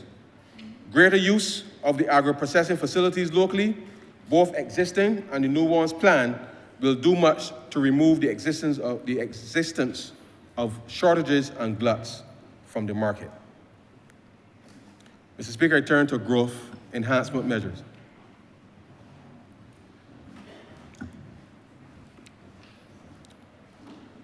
Mr. Speaker, it's clear for those with eyes to see that the Barbados economy has not only rebounded from the last decade, but we are about to engage, sir, the warp drive.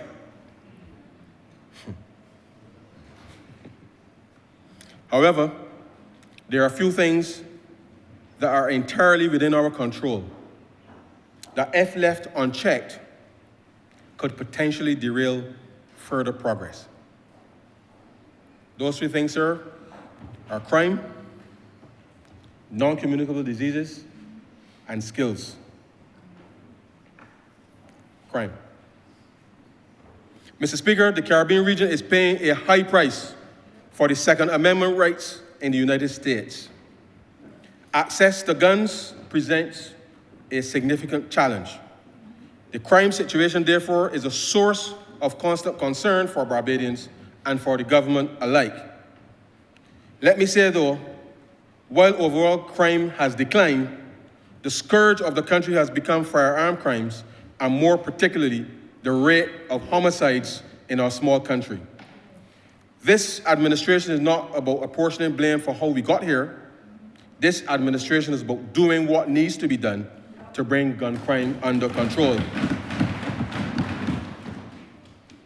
We must recognize, however, that the phenomenon we are seeing in Barbados is not unique. Every country within the region is experiencing the same thing. This is not in any way to compare countries or to say that it is worse over there, sir, than it is over here. It is to acknowledge that it is vital that we see crime fighting not just being a localized matter, but that in many respects, we have to adopt regional strategies. This work has already begun, and CARICOM has now established, sir, a special project team headed by a high-level representative, Mr. Godfrey Smith, a former respected Attorney General of Belize and judge of the Eastern Caribbean Supreme Court. His role is to implement targeted interventions based on the specific needs of member states to improve policing and prosecution, reducing delays in criminal justice administration, and improve the efficiency, functionality, and capacity of criminal justice delivery services in a sustainable manner within the Caribbean community. This will include the training of member states' personnel to ensure continuing development of criminal justice institutions. The fight against crime is first and foremost a domestic fight, but is also a regional fight, and the two must go hand in hand. To do one without the other will put both at risk of failure. Mr. Speaker, you will no doubt remember the presentation of the Covenant of Hope on the night of Thursday, May 6, 2016, at the Solidarity House, the home of the Barbados Workers' Union, where unity is strength. On that evening, sir, on behalf of the Barbados Labour Party, I pledged to the country that the first call on the public purse would be for the purpose of maintaining law and order, securing citizen security and public safety. Page 26, to be precise, sir. It therefore remains important that we devote extraordinary resources to support the work of the members of the Barbados Police Service, who have performed very well. I take this opportunity, sir, to thank the hard-working men and women of the service, both enlisted, the civilian staff, for their service to our country.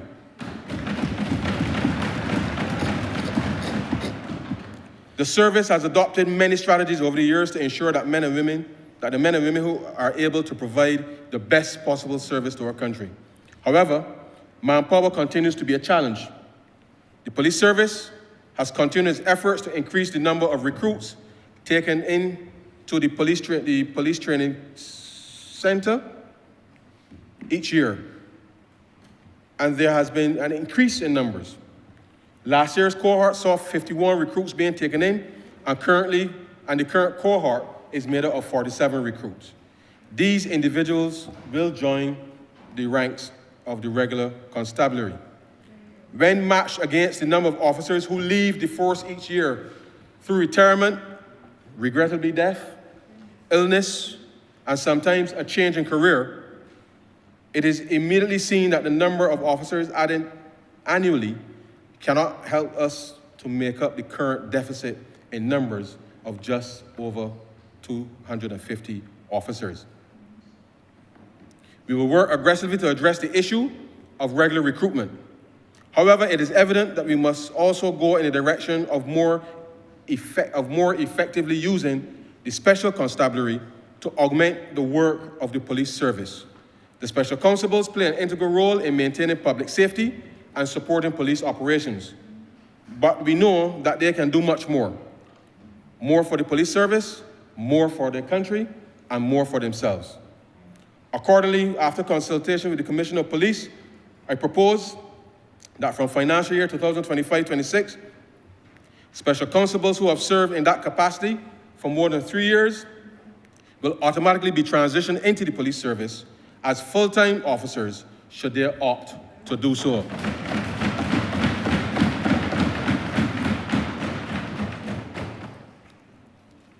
The total complement of special constables is 46, and we expect that the majority of these will seize the opportunity to join the regular constabulary. This will require an amendment to the Police Act so as to allow special constables to become police officers based on their experience gained as special constables. I am assured by the Honourable Member for St. Joseph that the amendment will be before Parliament early in the next financial year. We are also satisfied, sir, that given the important supporting role that special constables play in the service, that we need to increase their ranks. Accordingly, the police service will immediately set about recruiting an additional 60 persons to join the service as special constables. They will perform all of the usual duties, but they will also be assigned to directly supporting maintenance of social order, focusing on unregulated vending, illegal dumping, and road safety management. This will not only ease the burden on the regular police service as far as these policing duties go, but give the opportunity to transition into the service after 3 years of satisfactory service. It will providing another avenue, sir, to boost police numbers. This initiative will require additional equipment as well as vehicles for the increased patrols. We will also undertake in key areas of interest. The procurement of the new equipment and supplies for the additional personnel will begin in short order, and this measure will cost the Treasury, sir, approximately $2 million per year in salaries and another $2 million in vehicle and technical equipment. Money well spent, sir. Money well spent. Mr. Speaker, what I've outlined above is not the totality of government's response, but an indication of how we have already treated these matters. Nor is it to be assumed that the fighting of crime, sir, is only a police resourcing matter. You will recall, Mr. Speaker, that as we have to tackle the issue of criminal justice reform head-on, as we do not believe you cannot fight crime effectively with a broken and outdated criminal justice system. This came after 2 national consultations where we created a role for stakeholders to participate. We have also established an advisory council on citizen security to even broaden the work that we are doing to strengthen our law enforcement and our crime prevention efforts under the desire to fight crime and build peace and order across the country. The Attorney General and other honourable members, I'm sure, will remind you of the many initiatives that have been put in place to allow this to be a whole-of-country approach and not just the efforts of the Barbados police service. Citizens of this country, people of goodwill, service organizations, the business community, the faith and religious community, all of us must stand in the breach to maintain the monopoly of force that allows Barbados to be Barbados, sir. All of us have a stake in this. Our mantra has been, sir, if you see something, you must say something.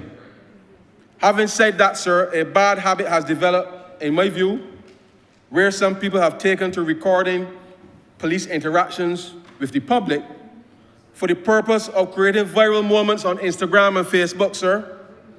Now, let me be clear. Thanks to the Honourable Attorney General, the police service, the members of the police service have been wearing body cameras since 2022 in order to improve public accountability to you. Now, citizens have the right to record the police, but I submit in this Parliament today, sir, that citizens should not only record the police, they should also record the things happening right now, sir, in their communities when the police is not present, sir.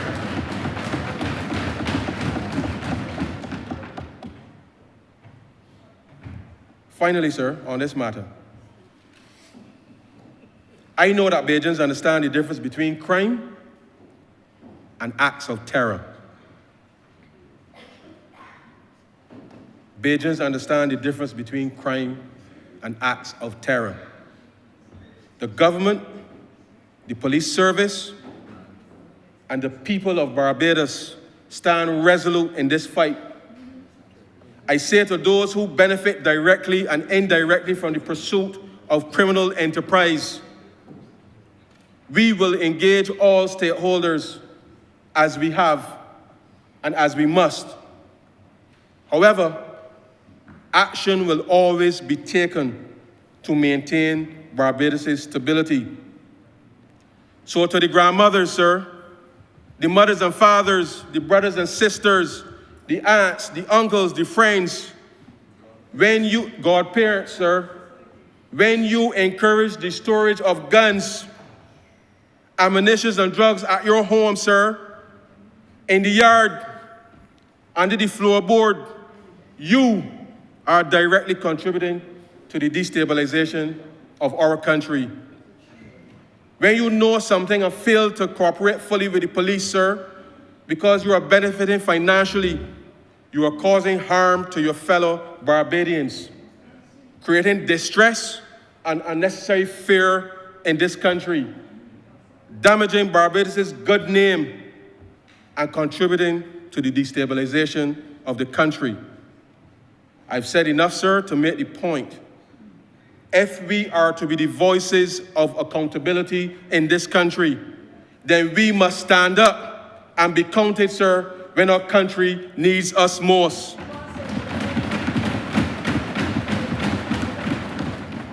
I want the whole of Barbados to know, sir, that addressing issues related to crime is directly related to our mission of achieving sustainable, resilient, and inclusive growth. Chronic non-communicable diseases, sir. Mr. Speaker,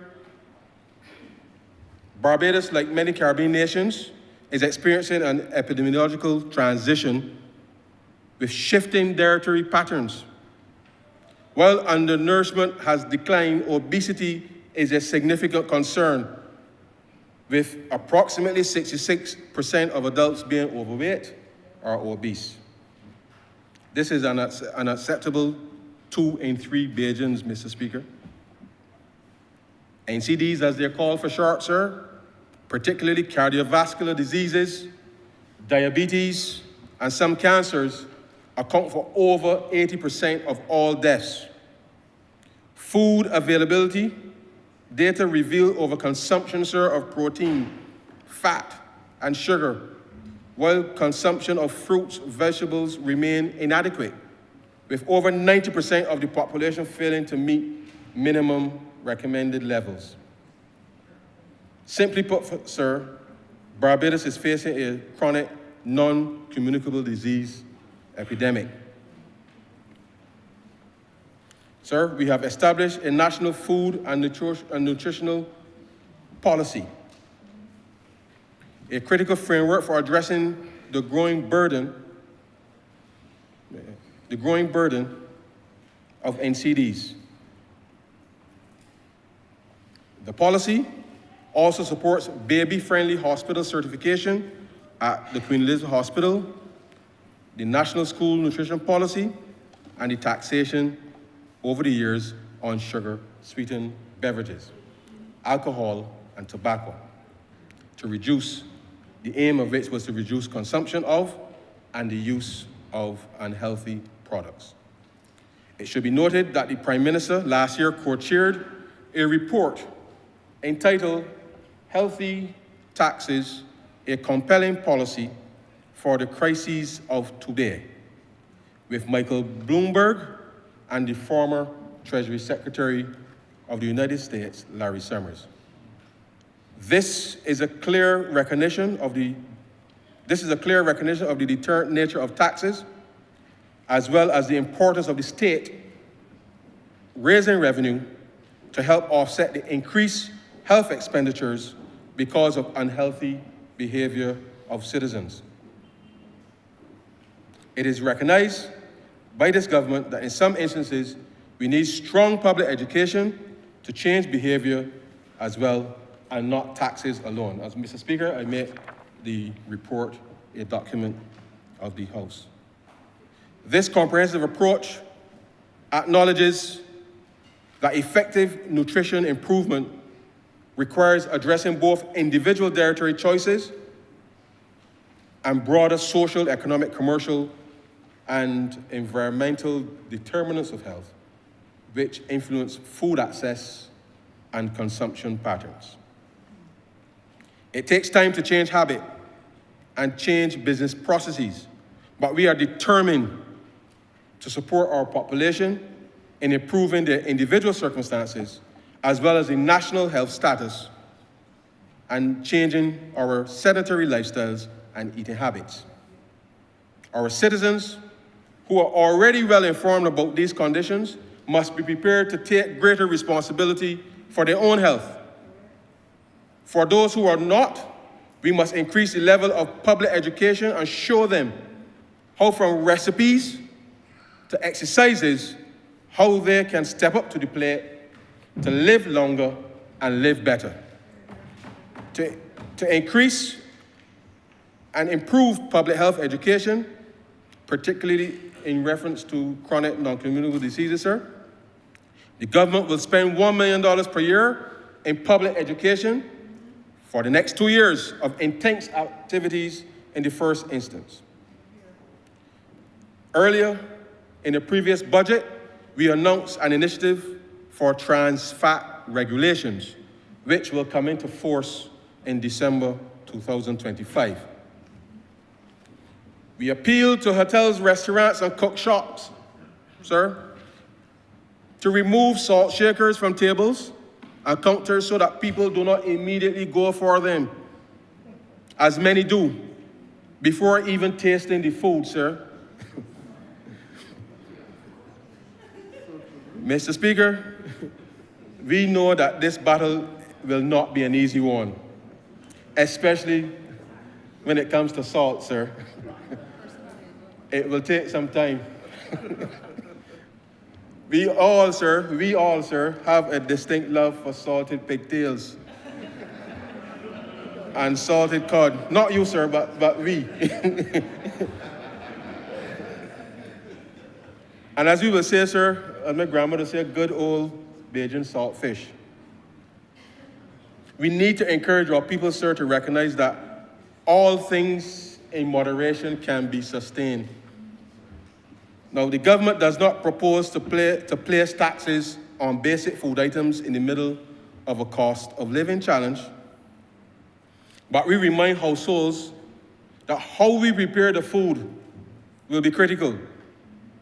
Some of these dishes can be prepared with reduced salt content.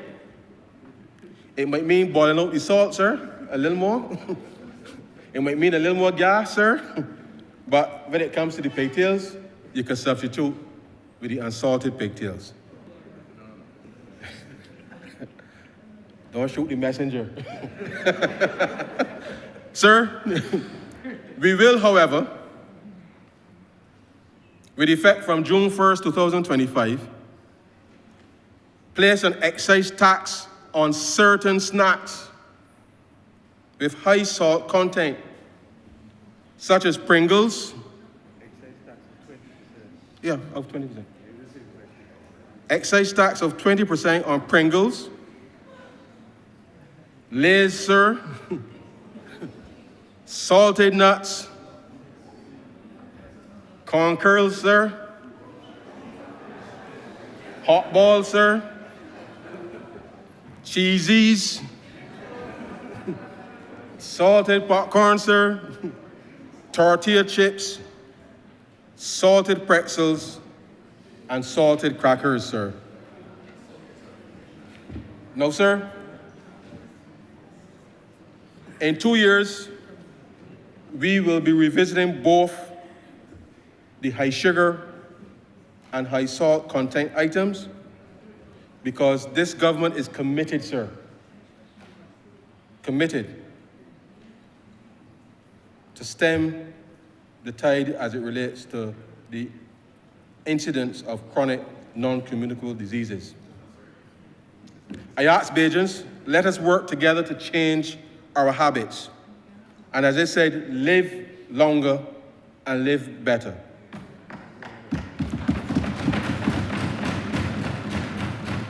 Too many people in our country, sir, have had their limbs amputated. Many people suffer, sir, with various ailments related to their feet.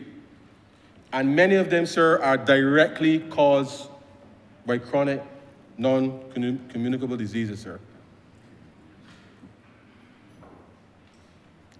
Towards addressing this matter, the government will introduce a podiatry project. Initially designed for persons in our community, sir, over 70 years old, the government is proposing that we extend a practical project across the country to bring better foot care to our senior citizens. Those persons, sir, with diabetes would normally go to podiatrists. Will go to podiatrists. For those without diabetes, may go to a person doing normal pedicures. The aim of this program is to provide at government's expense a chance, sir, to improve foot care by offering up to 3 such visits per year. In this way, we teach our citizens the critical importance of foot care while at the same time creating opportunities for practitioners of these small businesses across the country. I want to particularly encourage our men, sir, to also avail themselves of these services and opportunities because it is not only women, sir, who can get a pedicure. Men too also suffer from these problems, and we want men to participate fully, sir. Filling the skills gap. Mr. Speaker, Barbados is currently experiencing a skills shortage across a range of disciplines, which must be filled urgently, otherwise the sustained, inclusive economic growth we are charting under BERT 3.0 may not materialize. It is instructive in this academic year, sir, 2024-25, to give us context, to look at the enrollment data by age in the public schools, from the Ministry of Education Transformation. And I will take just a little time, sir, to go through this so that people can visualize. Right now, sir, in this academic year, in fifth form, which means children turning 16, sir, there are 3,679 children enrolled in fifth form. In fourth form, sir, children turning 15, 3,107 pupils. In third form, sir, children turning 14, there are 3,042 students, sir. In second form, children turning 13 years, 3,075 students, sir. In first form, currently, children turning 12 this year, 2,655 pupils, sir. In class 4, sir, those who will sit 11 plus in a few weeks, 2,409 students, sir. In class 3, sir, children turning 10 this year, 2,362 students, sir. In class 2, children turning 9 years old, sir, 2,224 students, sir. In class 1, sir, children turning 8 years old, 2,091 students, sir. In infants A, sir, children turning 7, 2,067 students enrolled, sir. And in infants B, sir, children turning 6 this year, there are only 2,060 students enrolled. In 10 years, sir, as you can see, the difference between the number of children turning 16 years old, 3,679, versus those turning 6 years old, sir, 2,060, sir, has seen a nearly 50% drop in students in school.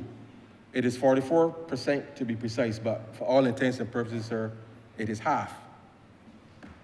When we talk about Barbados having a shortage of skills, sir, it is not just in relation to the quality, but it literally comes down, sir, to the number of people that are actually available to meet the demand for the supply of goods and services for the future. Mr. Speaker, this threatens our economic competitiveness, social stability, sir, as well as our way of life. The reality, sir, is that this country must urgently modernize its workforce in order to secure the future. The government, sir, in that vein, will embark on a national program focused on equipping Barbadians with future-ready skills today, particularly in AI, process automation, data analytics, and emerging digital technologies. These are the jobs of the now, sir. This will require dynamic cross-sector programming in both public and the private sector. However, sir, Mr. Speaker, domestic upskilling alone will not be enough to meet Barbados' urgent labor demands. The time has come for us to carefully design and implement a proactive talent attraction and retention strategy. Mr. Speaker, let me be absolutely clear. This government's policy is not, nor ever will be, in the business of selling passports. However, programs like fast-track work and residency programs for highly skilled professionals in science and technology, global talent visas and incentives to position Barbados as a hub for remote work and hybrid knowledge workers, and of course, diaspora engagement and return programs to reconnect with skilled Barbadians abroad and encourage their return are all ideas we will consider. We already have credibility, sir, and experience in this space with the very successful Digital Welcome Stamp program. Mr. Speaker, digital transformation. What we need now is a whole-of-country approach. Government alongside the private sector and labor to fully position our country as a resilient, high-performing economy in the digital age. The time to act is now. Mr. Speaker, the government is embarking on a transformational plan to upgrade the nation's digital infrastructure Starting in the upcoming financial year, this comprehensive strategy focuses on 3 pivotal initiatives. 1, deployment of 5G communications technology in partnership with the telecoms private sector. We believe this enhanced connectivity will drive innovation, support emerging technologies, and improve the quality of digital services for citizens and businesses alike. 2, establish a Tier 3 data center with local and global partners. The process of conversation with leading data center specialists to design, construct, and operate the facility incorporating advanced technologies and sustainable practices has already started. This will serve as a critical hub for data storage, processing, global digital services, and disaster recovery, supporting both public and private sector digital initiatives. 3, creation of a cybersecurity operations center, establish a central facility dedicated to monitoring, detecting, and responding to cyber threats, thereby strengthening the national cybersecurity posture. The Security Operations Center will enhance Barbados' ability to protect its digital infrastructure, safeguard data privacy, and respond effectively to cyber incidents. Mr. Speaker, this isn't an easy thing to say, but the reality is that we live in a world where bad actors want to take advantage of weakness. We are always vulnerable to security breaches. Every country and its citizens suffer hacks and breaches. This is an unfortunate part of the modern world in which we live. As a result, sir, we need to significantly enhance the digital IQ of the government and of all of our people through the development and enforcement of robust policies and regulations that mandate cybersecurity best practices across the sectors, include enhanced data protection policies, cybercrime legislation, collaboration with global intelligence agencies, all while holding much higher standards for critical infrastructure protection. Mr. Speaker, we will work together to create a resilient society capable of mitigating digital threats and building a flourishing digital economy.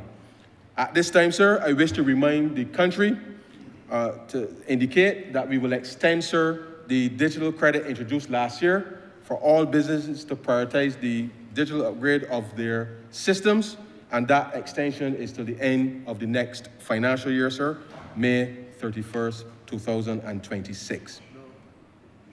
March 31st, sorry, 2026. Industrial growth 4.0, sir. Mr. Speaker, Barbados has embarked on a bold Industry 4.0 strategic plan to transform from an import-dependent manufacturing landscape to a dynamic export-oriented economy. This transformation focuses on producing world-class, high-value products and services for global markets, with a particular emphasis on life sciences and digital services. Central to this strategy is the integration of advanced scientific and technological research, necessitating the infusion of new capital, skills, knowledge, and technologies. We will establish as a global hub of hubs from which world-class businesses in sustainable energy, biotech, design, smart manufacturing can operate and export from. A pivotal component of this initiative is the development of the state-of-the-art industrial spaces, exemplified, sir, by the spaceship at Newton, which, in addition to being home of our national digitization program, it will house leading life science companies. Mr. Speaker, the Ministry of Industry, Innovation, Science and Technology has set big, bold targets for rapid and transformational growth of this sector. The embracing of standards of excellence across all sectors of the economy and society will be critical. Education, sir, as a catalyst for transformation. As a result, sir, the future of education in Barbados must urgently adapt to the rapidly evolving global labor market, where technological advancements, automation, and increasing demand for specialist skills are reshaping industries. The government, through the Ministry of Education Transformation and the Ministry of Training and Tertiary Education, will do the heavy lifting to prepare our children, our young adults, for building their future. The process of educational transformation is well underway, and what remains simply now is for the country to be advised on the appropriate mechanism for transfer from primary to secondary. We've already completed much of the diagnostics and analysis necessary to inform the plans to reform the system and to improve the infrastructure. Indeed, training has started across the primary and secondary levels. The establishment of the Ministry of Training and Tertiary Education is a deliberate and strategic intervention to make the entire country of Barbados, sir, a training campus. It is imperative that we give focus on giving as many of our citizens the skills necessary for them to earn a good living while capable of being readily retrainable at any stage of their lives in this rapidly evolving world. This is more important to our people than winning a lotto ticket, sir. We are simply trying to ensure that education and training will be as important and relevant to empowering this generation and future generations of children as it has been in our past. Recognizing that the necessary skills, hard and soft, will change over the coming decades. There are some exciting initiatives such as the creation of the Barbados Climate School for 4th to 6th formers and its beach campus, Oceana, which is already near completion on Bay Street. This initiative is being undertaken in partnership with local and global philanthropy and civil society. You will hear about it in the upcoming weeks. It is also intended to move the Grade and CD Secondary School from in the back, sir, of the garrison paddocks to the front road, sir, on Colma Rock.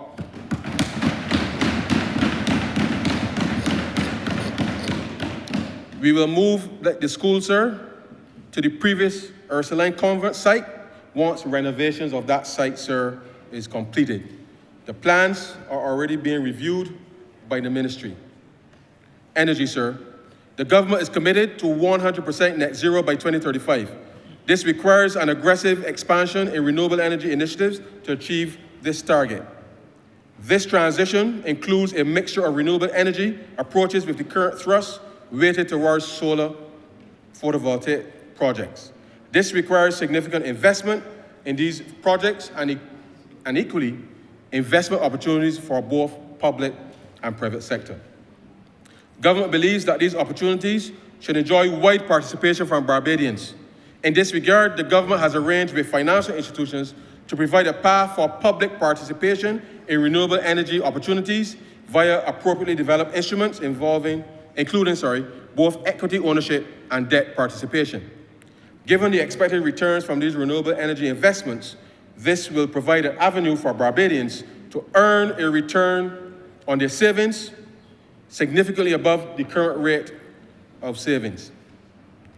These investment opportunities will be carefully reviewed and will be approved by the Financial Services Commission before being offered, sir, to the public.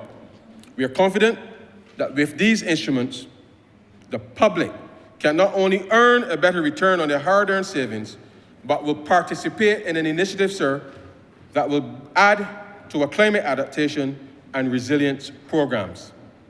Mr. Speaker, the government has been pushing ahead with the implementation of the 2019 Barbados Energy Policy. In previous budget presentations, we have provided updates on how a national grid designed for fossil fuel generation are now being adapted to support the connection of renewable sources of energy generation has reached its maximum capacity. In the interim, hundreds of small businesses in this country who invested in solar PV projects are still awaiting connections to the grid. This country needs battery storage, and we are well advanced and about to launch Barbados' first battery energy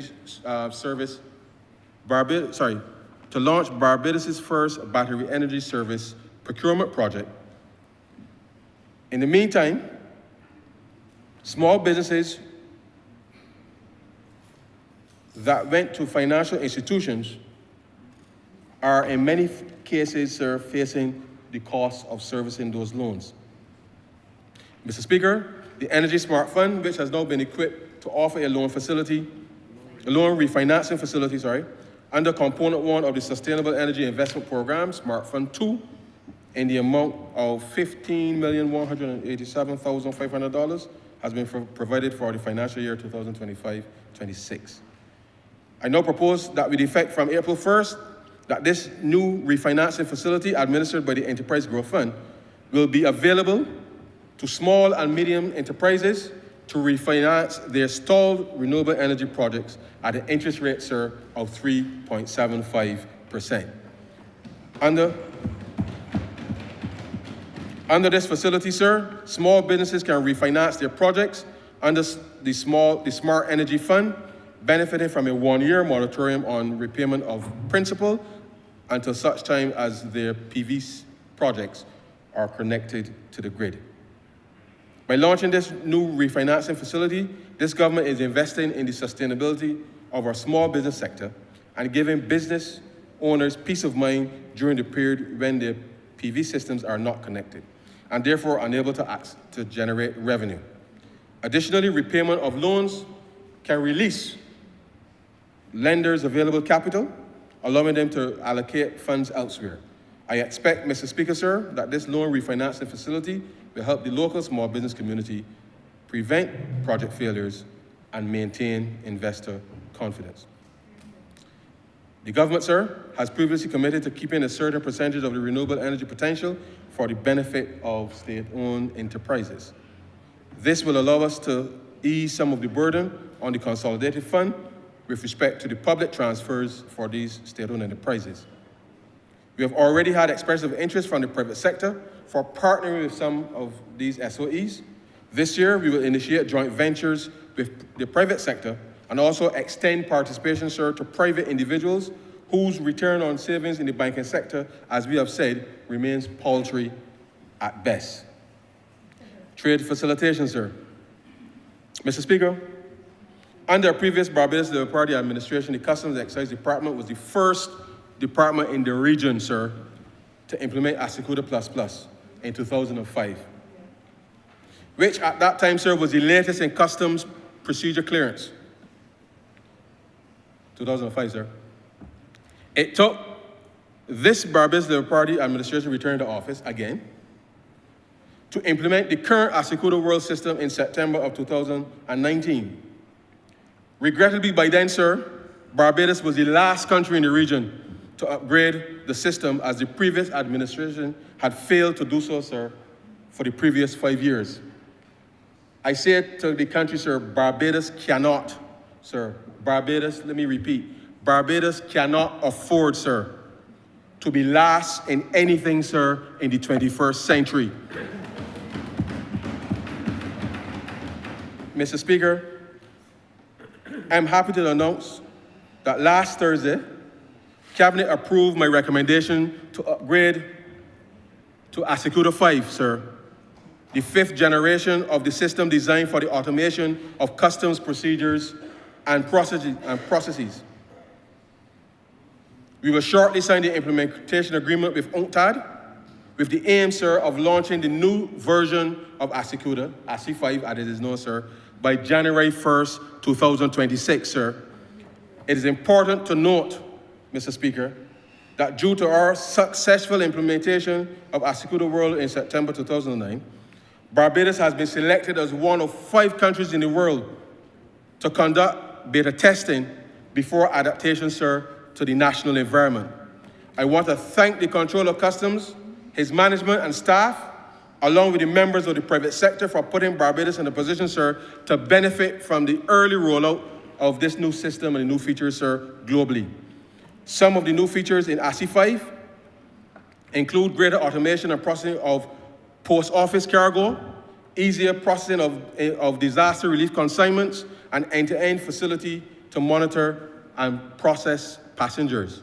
Users of the new ASI system, sir, will be able to access customs securely, sir, from their mobile device of their choice, online processing of payments thereby reducing transit time for them and processing and reconciliation time for the department.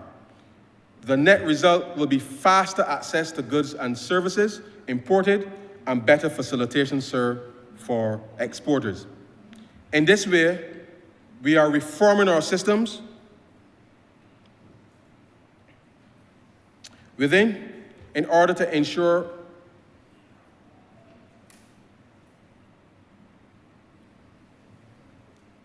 in addition, sir, sorry, my apologies.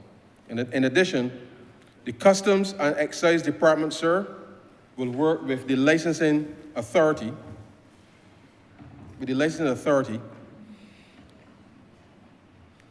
the General Insurance Association, financial institutions, as well as automotive dealers, to totally revamp, sir, the process through which vehicles are registered and sold. The ultimate mission, sir, is for you, sir, to walk into a dealership, test drive a vehicle, sir, and if it is to your liking, sir, that you should be able to drive home in that said vehicle, sir, in less than 2 hours with registration, insurance, sir, and financing in place. This is the new standard to which we must meet, sir, in order to transform the way business is done in this country.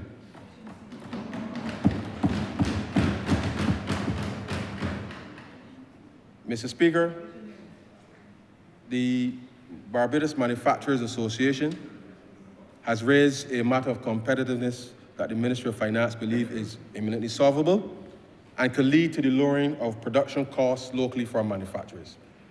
We will work over the course of the next few months to create a framework that would allow manufacturers to effectively pool procurement of materials and to share, sir, the concession benefits in Asikuda. We believe in this global environment that this initiative, sir, will add tremendously to lowering the cost of production as well as to the price that consumers will ultimately pay for goods produced. Mr. Speaker, legislation to provide deposit insurance was introduced in 2006, with the Barbados Deposit Insurance Corporation commencing operations on June 8, 2007.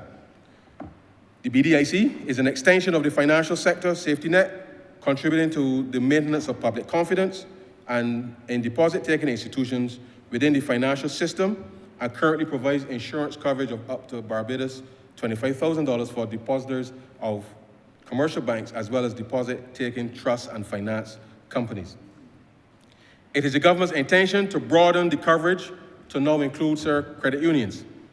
The business case has been developed with technical support from the United States Federal Deposit Insurance Corporation last year. That support has been suspended as we still are within the usual 90-day period, sir, when all foreign aid is usually reassessed when there's a change in administrations. Nevertheless, work will continue with robust stress testing of the business case by the Central Bank in conjunction with the Financial Services Commission, while the other work on the legislation continues apace. It is my desire, sir, to have this matter completed by the end of this year. The movement has my assurance, sir, of the government's financial commitment to get the process started as soon, sir, as the legislation has been passed. As you are also aware, sir, more often than not, there is conflict between landlords, agents, and tenants, disputing the repayment of rental deposits, often leaving the tenant without much protection, or having to seek legal remedy, which could take a long time. To remedy this situation, sir, I propose to broaden the current scope of BDIC to include a deposit protection services as part of its mandate, sir. The purpose of the service is to protect tenants from losing their security deposit unfairly by providing a neutral platform to resolve disputes with landlords regarding deductions at the end of any tenancy agreement. Credit union, sir. Currently, Section 34A(1)(b) of the Cooperatives Society Act, Cap 378A, restricts the credit union movement ability to invest in productive sectors. Given the increasing role of financial cooperatives in economic development, we propose an amendment to allow greater flexibility in investments that contribute to national priorities such as housing, renewable energy, and tourism development. I therefore propose to amend the legislation to allow credit unions to invest up to an aggregate of 25% of their assets in productive sectors, including real estate projects, renewable energy projects, tourism-related projects, and other projects approved by the Ministry of Finance. In keeping with the ethos of the credit union movement, Mr. Speaker, the Ministry of Finance will authorize through the Financial Services Commission, with effect from April 1st, 2025, the use of participation loans by multiple credit unions to a single lender to reduce exposure to individual institutions. I believe, sir, that this expanded investment facility will strengthen the credit union's role and will help with achieving, sir, sustainable, resilient, inclusive growth. It is also equally evident that Barbadians have money, sir. Every few months, people are caught in some scam, sir. Blessing Circle, fake crypto accounts masquerading as investment opportunities, just to name a few. These get-rich-quick schemes always seem to capture people's imagination or desire for a quick and easy dollar. Sir, the only person who wins is the scammer. Mr. Speaker, the following are the average net profit margins by selected industries on an annualized basis in the United States as of March 2025. Bear with me, sir. Banks, 27.2% over the course of the year. Drug manufacturers, sir, 12.3% over the course of the year, sir. Grocery stores, 2%. Luxury goods, sir, 2.8%. Residential construction, 10.2%, sir. Restaurants, 4.2%. And trucking, sir, 3.7%. Now, sir, I encourage all of our citizens, sir, to invest in our government paper, which is still offering a good 4.5% over 5 years. But I've deliberately chosen these profit margins to show that across a range, sir, of legitimate business sectors, it is not possible, sir, to achieve the extreme profit margins that are promised by the scammers, sir. The next time someone swears to you that if you give them $100 today, Monday, sir, and that they will give you $500, sir, on Friday, sir, trust me, it is a scam. And that person, sir, is part of the scam, even if they don't know that they are part of the scam, sir. If it was that easy, sir, I would put up $100 million today, sir, and get the $500 million Friday, sir. I would not have to hurt my head, the Prime Minister, about financing government's fiscal program, sir, trying to find fiscal space. I urge Bajans, sir, I urge Bajans. If it looks like a duck and it sounds like a duck, it is a scam, sir. Okay?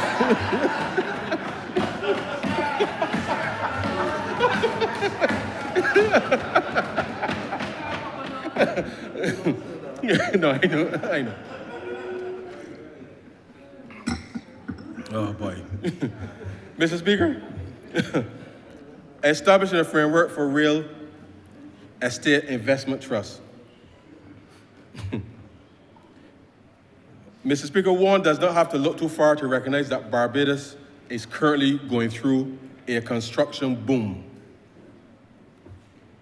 From the average man or woman, sir, purchasing their first home or renovating for Airbnb to multi-million-dollar projects, all are contributing, sir, to driving economic growth in the country. Government itself has a number of projects that will require financing, as well as the private sector. And the ability to mobilize domestic financial resources is key to driving growth through a series of pooled investment vehicles that gives each of us a fair chance to get a decent rate of return. From the building out of new industrial estates, sir, to the refurbishment and new government headquarters at Bay Street, sir, to laboratory infrastructure, there is something for everyone, sir. Not to mention the private sector ventures that will also require financing. I therefore propose, sir, to enact legislation to create a framework for real estate investment trust in Barbados to facilitate pooled investment, sir, across a number of real estate projects in the country. The unit trust legislation, sir, that the Prime Minister announced 2 years ago, sir, will shortly before this chamber, which is another avenue for investment that we will bring for Barbadians. A modern payment system. Mr. Speaker, sir, a well-functioning national payment system that enables secure, cost-effective and rapid money transfers is the backbone of the future economy. As Barbados' economy continues to expand, reaching a nominal GDP of $14.3 billion at the end of 2024, the modernization of our payments ecosystem has become imperative. Recognizing this need, the Central Bank of Barbados, in collaboration with the World Bank, launched the Barbados Payment System Modernization Project in October 2024. This initiative aims to provide all Barbadians, whether individuals, businesses, or financial institutions, with access to real-time, secure, and interoperable settlement infrastructure integrated within the Central Bank's platform. Mr. Speaker, sir, this transformative project will significantly enhance business facilitation, particularly for small and micro enterprises, by ensuring the instantaneous receipt of payments, thereby reducing cash flow constraints. Likewise, private sector individuals will benefit from greater flexibility and innovation and innovative digital payment solutions, including, sir, QR code-based payments and proxy-based transfers, making transactions more convenient and efficient. For example, sir, a food vendor at Oystins will no longer have to hope, sir, that the ATM across the road by the gas station at the bottom of the hill, sir, does not run out of cash, because all the visitors and locals alike will be able to simply scan, sir, a QR code, and the payment will be instantly deposited to the vendor's account. Similarly, sir, a parent sending money to a child studying abroad will no longer need to worry about long processing times or high transfer fees. Funds will be transferred instantly and securely using the new system, sir. Mr. Speaker, for a Barbadian traveling abroad who loses their debit card, the ability of family or friends to send emergency funds instantly via a mobile wallet could be a lifesaver, sir.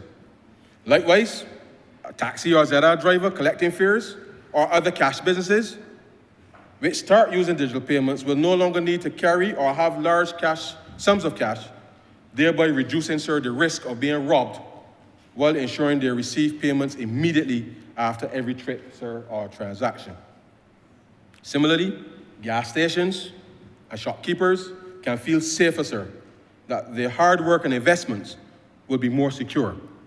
Small businesses across the spectrum will no longer have to worry about complicated cash management systems and the necessary reconciliation that takes too much time.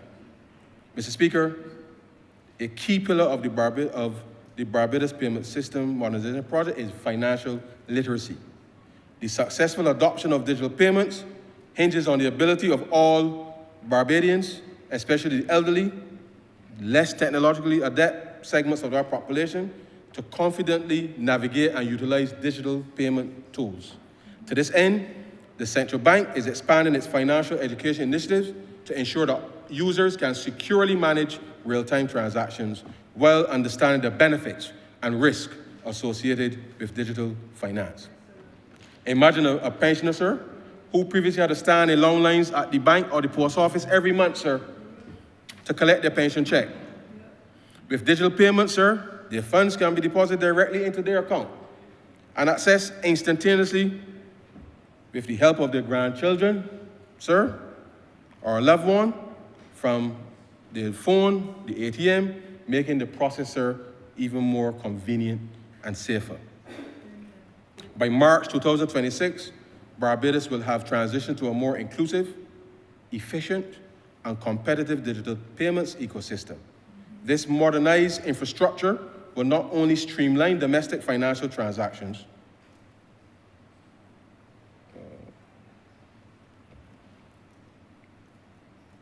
but also enhance cross-border payment capabilities, supporting Barbados' broader vision of economic transformation through digital innovation.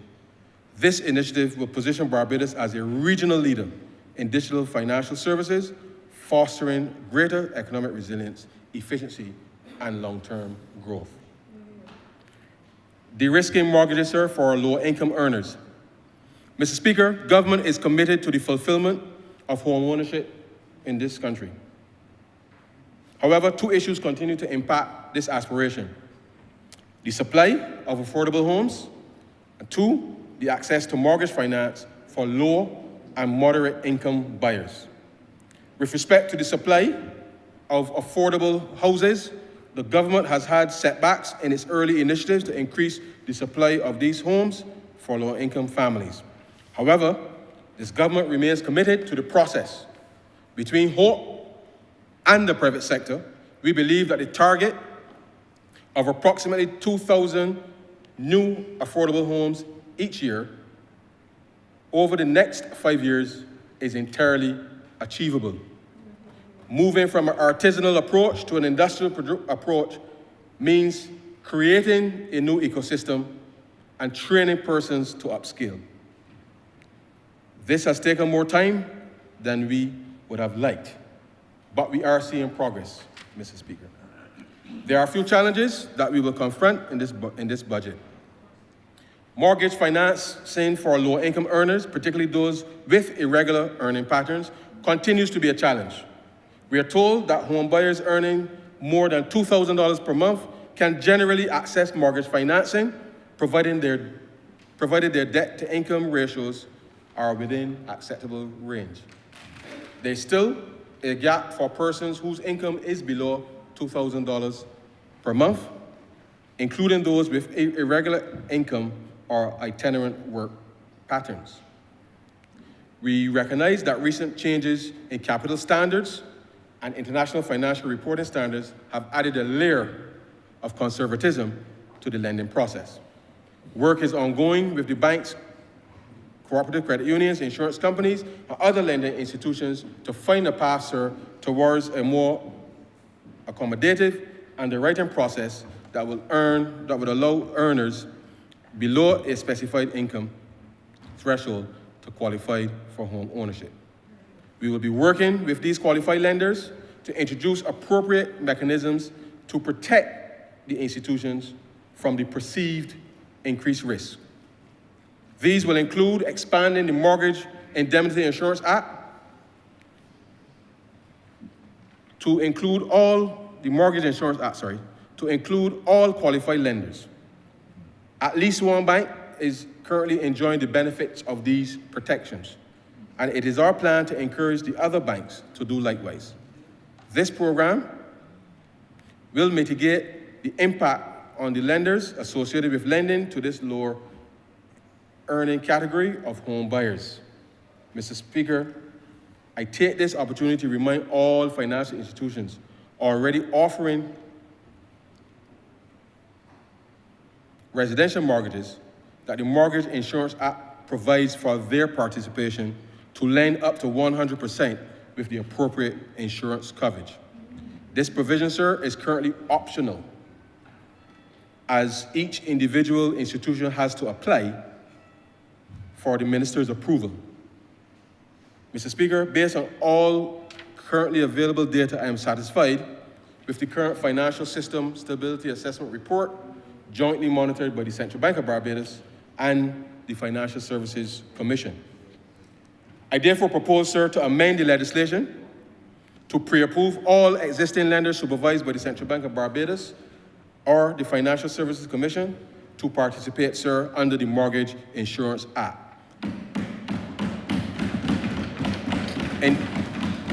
In this regard, sir, the chairman of the Growth Council and the director of Finance and Economic Affairs will meet with the relevant lending institutions within the next week to further discuss how this will be implemented.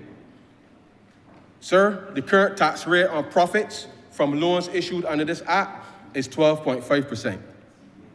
In keeping with tax reforms, I propose, with effect from April 1st, 2025, to reduce to 9% of every dollar of income earned for loans over $250,000 issued by an approved lender under the Mortgage Insurance Act.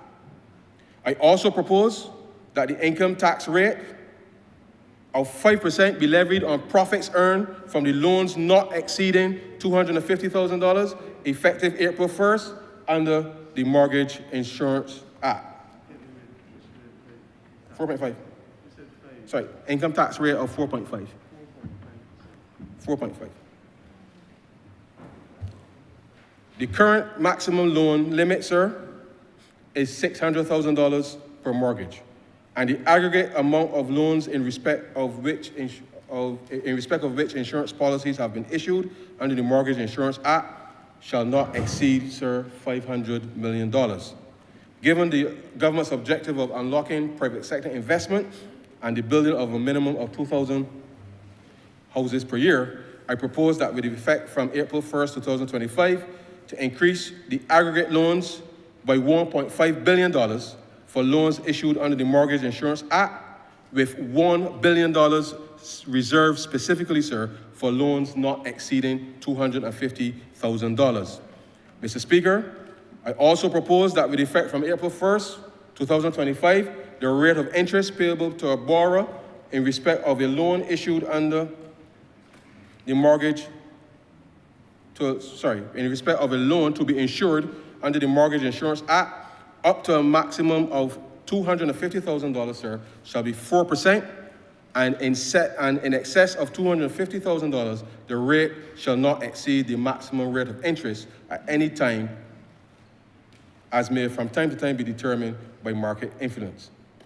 Mr. Speaker, as part of our commitment to ensure that intergenerational wealth can be passed successfully, I want to address a matter that has bedeviled many families in this country. Our parents and grandparents, sir, toiled in the fields with blood, sweat, and tears, worked hard, sir, and managed against all odds to set aside a few shillings, sir, to purchase land, provide homes for their children in this country. It is the finest example, sir, of resilience, and I applaud them for that. Regrettably, whilst doing all of that, many of them could not decide, sir, which child to bequeath the properties to. And as a result, sir, there are a number of family plots across the country that aren't being fully utilized for one reason or another, sir. Whilst the government cannot solve problems within families, we believe that we must provide the best possible framework to pay homage, sir, to the efforts of our forefathers. I therefore propose, sir, that with effect from April 1st, 2025, to exempt from property transfer tax on family plots not exceeding 1 acre, sir, transferred via a deed of gift to their children over the next 3 years.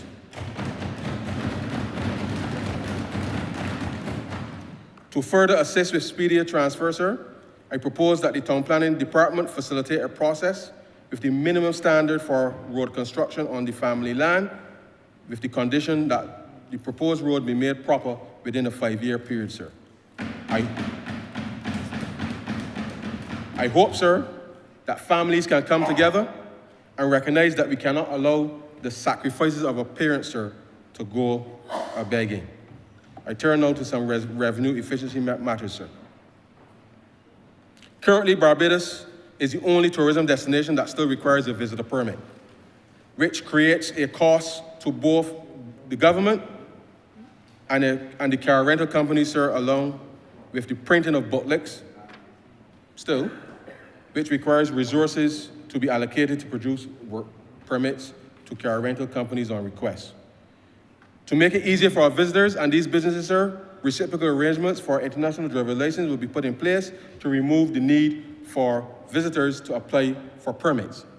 Car rental companies will provide the necessary information to the Barbados Revenue Authority to enable adequate monitoring of data. Mr. Speaker, I now propose that with effect from July 1st, 2025, to abolish the requirement for visitor permits in Barbados, sir. The cost of this to the government will be approximately $350,000 per year, but the saving in time to the visitor will be immeasurable. To replace this revenue, sir, I propose to introduce a daily car rental levy, of $10 per day on all rentals to be included in the daily car rental fee charged by car rental companies effective July 1st, 2025, sir.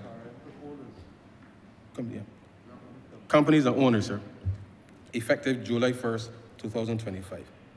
Additionally, Mr. Speaker, GovTech will be tasked to work with the Barbados Revenue Authority, Treasury Department, Transport Authority, Barbados Licensing Authority, the Barbados Police Service, and the General Insurance Association of Barbados to implement a digital system utilizing QR code technology and the latest payment technologies in order to modernize this vexing process. I would like to state, sir, that we will have an amnesty for all persons who are currently renting cars without the appropriate license plates. You will have until June 30th, 2025 to come into the Transport Authority, sir, apply for the H plate, which will be accommodated. Failure to do so will mean that the person is liable, sir, to significantly higher fines. Persons should know, sir, that the tax rate for small businesses is only 5.5%, and therefore they should not avoid regularizing their affairs for fear of paying high taxes. Visitors, sir, will still need to present a valid driver's license to the registered car rental company. Based on current fleet numbers, sir, this measure is expected to yield a minimum, sir, of $4 million per year. I propose, sir, Mr. Speaker, that with effect from July 1st, 2025, that up to 50% of the car rental levy be allocated, sir, to the Barbados Oceans and Coastal Authority, sir, for its operations. I will now address, sir, some administrative humbugs with the Barbados Revenue Authority and the National Insurance and Social Service, the National Insurance and Social Security. Yeah, I can do this.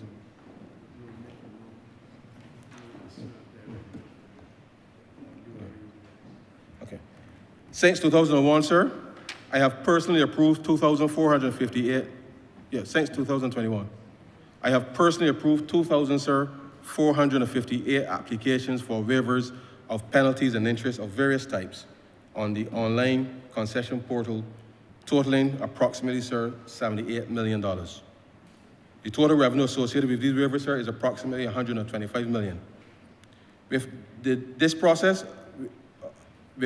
of these requests has occurred, whilst the process of these requests have occurred much faster than the old paper-based system, sir, it still presents some challenges as there are still another 1,358 requests at various stages remaining on the portal, sir. Under the current approach, though digitized, our regime of penalties and interest may have the following unintended consequences. Unrealistic and affordable costs to individuals and businesses may result in the business exiting the market or individual taking too long to become compliant, sir. Frequent requests for relief through the administrative agencies to the Ministry of Finance for relief, thus creating a bottleneck due to the time it takes, sir, for the minister to review to make a decision on the request, sir. Unreliable financial statements of the government because of the frequent rebating of penalties and interest and uncertainty of the collectability of the penalties and interest. To alleviate these issues, sir, and to reduce the administrative burden on the Barbados Revenue Authority, as well as the National Insurance and Security Services, sir, I will issue a directive in relation to this matter and to give further guidance, sir, to the country.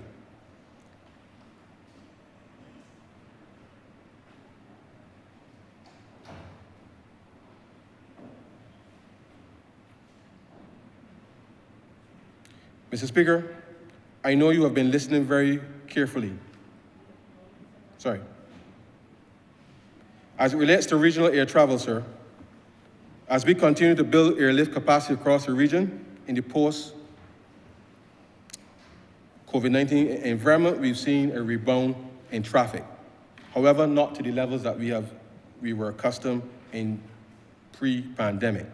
I therefore propose, sir, to reduce the air traffic and tourism development fee for regional passengers from US $35 to US $20 from July 1st, 2025 to June 30th, 2026, as part of a strategy to enhance Barbados' appeal as a travel destination for our Caribbean neighbors, particularly with the upcoming Cropover Festival, Carry Festa, and the ongoing regathering celebrations. This measure will cost the Treasury, Mr. Speaker, approximately $2.8 million. Mr. Speaker, I know that you have been listening very carefully thus far and are no doubt pleased with the initiatives that benefit the small business sector in a tremendous way, if they choose to participate. When we speak about sustainable, resilient, inclusive growth, we mean that, sir. The government, through these initiatives, has shown the commitment to the growth of the small business sector with the availability of a reduced tax rate of 5.5%, recognizing that small businesses are on a strong growth trajectory. In spite of the Small Business Development Act Cap 318C not being amended or repealed altogether, most businesses in Barbados, were paying corporate taxes, most businesses in Barbados were paying corporate taxes at a rate of 5.5% since January 2019. With the change in regime, there appears to be some confusion around who will make monthly prepayments. The Prime Minister, in her statement to this Honourable House in November 2023, was quite clear that small businesses, as defined below, will pay 5.5% corporate tax and would not be required to make monthly prepayments, sir, for corporation tax. For the avoidance of doubt, sir, a small business is defined as a company if it has gross income of $2 million or less, has paid-up capital of $1 million or less, and 3, sir, has no more than 25 employees. Companies will need to ensure that at least 75% of the shares of the company are beneficially owned by a resident of Barbados, and members of group companies will need to meet all of the noted criteria. Let me repeat, sir. A company that qualifies for the 5.5% tax rate, corporate tax rate, is not required to make monthly prepayments. These companies shall continue to make their prepayments twice in each income year, as was the case in the previous regime.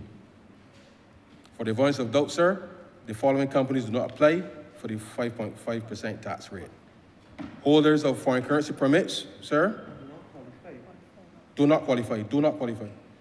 A company, firm, or society that earns 100% of the income in foreign currency and that has been granted a foreign currency permit. B, tax concessions. A company which has been granted a tax concession or exemption under any other enactment including a company operating under the Tourism Development Act, Cap 341. This excludes a company which is an approved small business under the Small Business Development Act, Cap 318. C, holding companies. A company whose primary purpose is holding shares in other companies or holding real estate.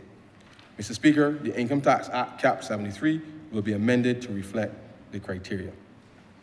Mr. Speaker, as you know, we have been encouraging Bajan restaurants and cook shops to upgrade their kitchen equipment across the island.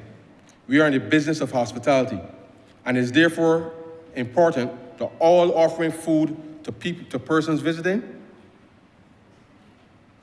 and visitors alike can do so in a most efficient way.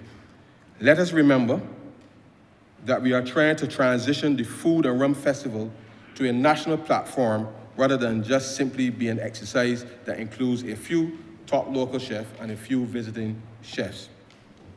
Accordingly, Mr. Speaker, I propose with effect from April 1st, 2025, to remove all duties and VAT on commercial kitchen equipment, beginning with tariff headings 7321, 8418 for restaurants and cook shops until March 31st, 2007. 27. March 31st, 2027. With effect from April 1st, 2025, sir, I propose to allow restaurants not on a hotel compound earning more than 60% of their revenue in foreign exchange to access food and beverage concessions for wines and proteins currently given to hotels. This can be facilitated by allowing the operator, sir, to register as a tourism product under the Tourism Development Act, sir.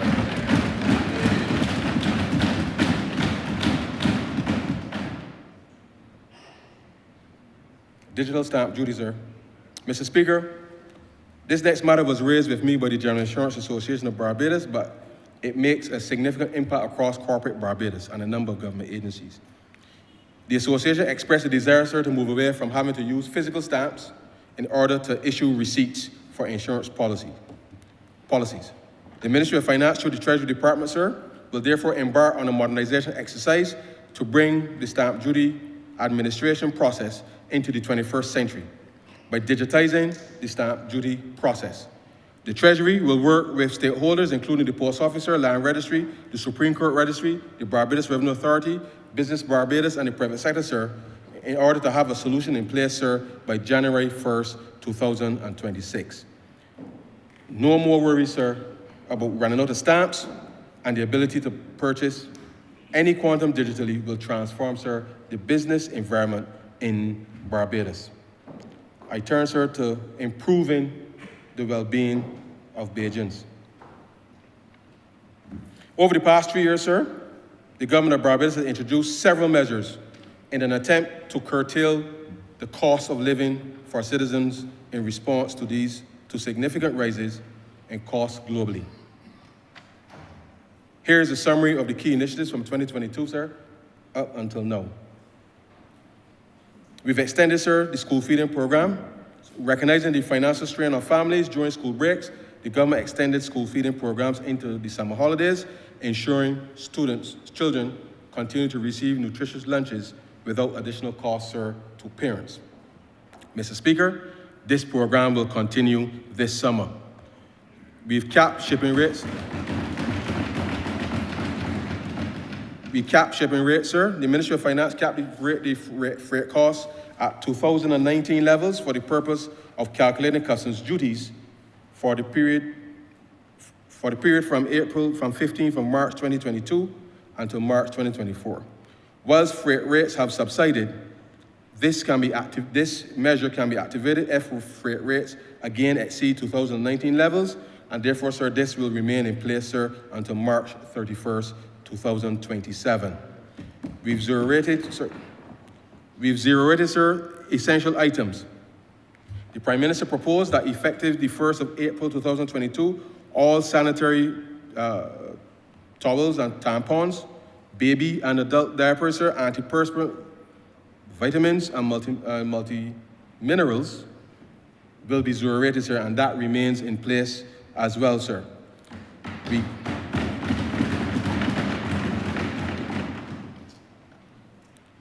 We capped the VAT on fuel, sir.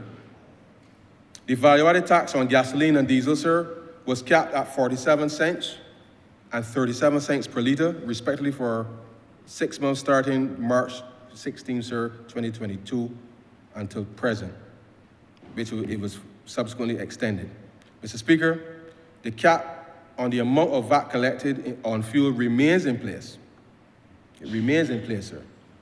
But because international oil prices have lowered, we've not had to trigger it. But I want to assure the country, sir, that if in the event that the oil price goes up above $80 a barrel, the cap will again be applied, sir, therefore bringing relief, sir, to Barbadians. VAT reduction on electricity, sir. To ease electricity costs, the government reduced the value-added tax from 17.5%, sir, to 7.5% on the first 250 kilometer hours consumed by households. This measure commenced August 1st, 2022, and is currently in place, sir, until March 31st, 2025.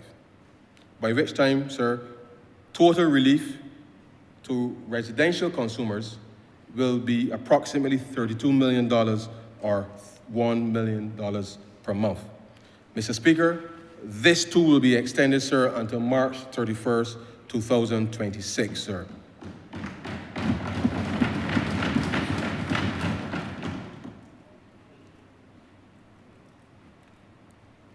The Price Compact Initiative, sir. In July 2022, the government collaborated with the private sector and the labor unions to implement, sir, a prices compact, reducing prices from a low of 10% to as high as 25% on 45 essential items, including meat, dairy products, rice, fruits, and toiletries. This initiative, sir, has helped to provide immediate relief, sir, to consumers facing higher prices. And more than half of these prices, sir, are still below the July 2022 prices today. Mr. Speaker, in addition to the list of 45 items previously agreed on the compact, I propose to add the following items for which value-added tax will be removed effective April 1st, 2025. Stew beef, minced meat, minced pork, minced turkey, pineapples, barley, Vienna sausages, Horlicks, sir, Sega, sir, and lentil peas.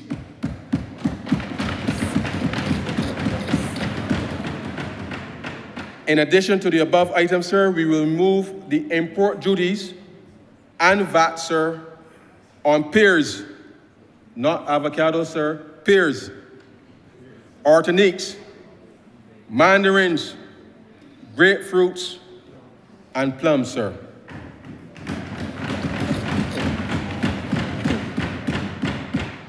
Beijing should note, sir, that the National Conservation Commission and the Agricultural Station at Haggett's have been instructed, sir, to accelerate the propagation of guava, passion fruit, pomegranate, and Beijing cherry trees to encourage planting across the country once more. We will also work to bring in the necessary expertise to get on top, finally, sir, of the problems affecting the citrus fruit industry in Barbados. As you are aware, sir, the Ministry of Labor introduced legislation in 2022 establishing a national minimum wage, which was part of the government's response to give more financial protection to workers earning the lowest incomes in our society. Gas station workers, sir, watchmen, salespersons, otherwise known as shop assistants. Some of these persons were earning $6.25 per hour. Others, sir, just $6.50 per hour. The government said, no way, Jose, sir.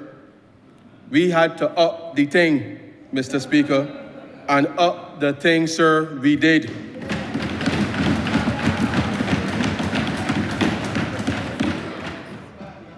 The Minimum Wage Board, sir, is currently conducting the first review as the current legislation requires.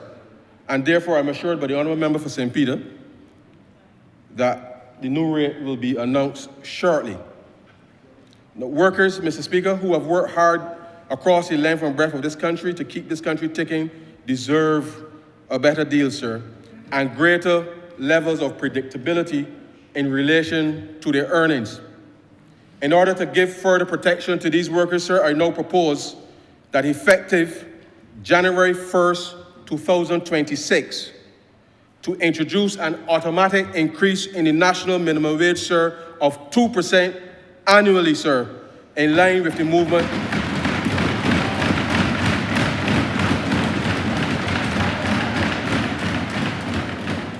Sir, this is in line with the movement in the maximum insurable earnings. Sir? No, Minimum. this is in line, sir, with the movement in the maximum insurable earnings, sir, which allows those persons earning a lot more at the top, sir, to contribute more to NIS. And therefore, we want to make sure, sir, that the persons at the bottom, sir, are not left behind in this process, sir. And therefore, we commit to doing that. This way, sir, it gives those persons a little more disposable income at the bottom, sir, in order to help keep pace, sir, with inflation. Mr. Speaker, 25 years ago when I got my first job, sir, at the central bank, the income tax allowance for subscriptions for union membership, sir, was $240. I remember it very well, sir, when I filed my first income tax in April of 2021. Now, I don't have to tell you, sir, about the important role unions have played in the development of a modern Barbados. As a political party with a strong and rich history in union activism, the Barbados Labour Party believes that workers in the 21st century should not have to contemplate trading off union dues, and the right to representation for the sake of other necessities. To remedy this, sir, I propose that from the income year 2024, the tax allowance for union membership dues be increased from $240 to $360. This measure will take effect, sir, during next month's income tax filing period. And this measure, sir, is expected to cost the Treasury, sir, approximately $600,000. Mr. Speaker, earlier in my speech, I spoke to the importance of tourism workers, sir, if the growth trajectory is to be sustained. The ability to attract and maintain highly skilled and highly trained workers within the sector cannot be understated, sir, if we are to maintain the standard of living to which we become accustomed. The Barbados Workers' Union has made representation as to why this next measure is critical at this time, as the industry is undergoing significant regeneration that will stand Barbados in good stead, sir, going forward. Therefore, with effect from April 1st, 2025, I propose that meal allowances paid to hotel and restaurant workers be free of income tax under the following conditions. 1, up to a maximum of $150 per week for work performed during regular working hours. 2, where meal allowances are received on a regular basis as part of the fulfillment of the employment contract and provided at the same rate to all employees. And 3, sir, where employees are required to consume meals at the worksite only. Mr. Speaker, this is important to ensure we attract the best people to the industry. Mr. Speaker, to support the broader reform efforts completed last year and recognizing that living on fixed incomes in today's environment, sir, presents some challenges as it relates to pensioners. In an effort, sir, to increase the investment income on registered retirement saving plans, as well as the income for our pension funds generally, I propose to exempt from withholding tax, sir, sums invested in government securities, and to increase the income tax threshold for pensioners, sir, from income year 2025 to $50,000, sir.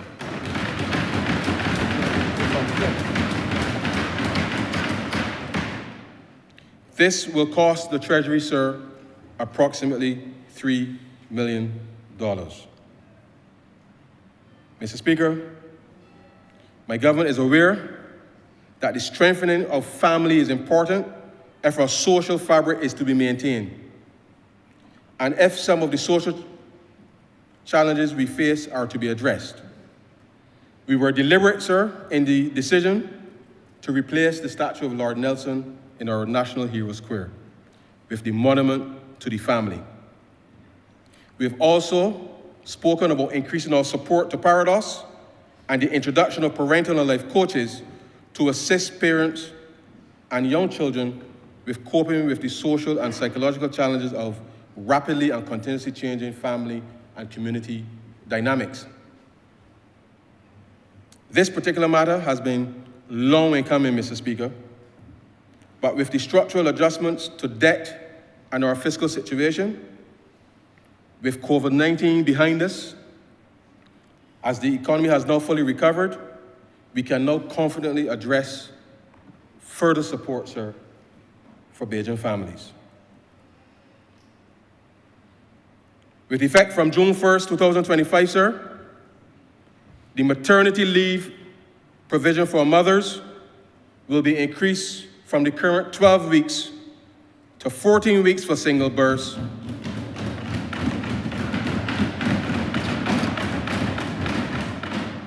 and to 17 weeks for multiple births, sir.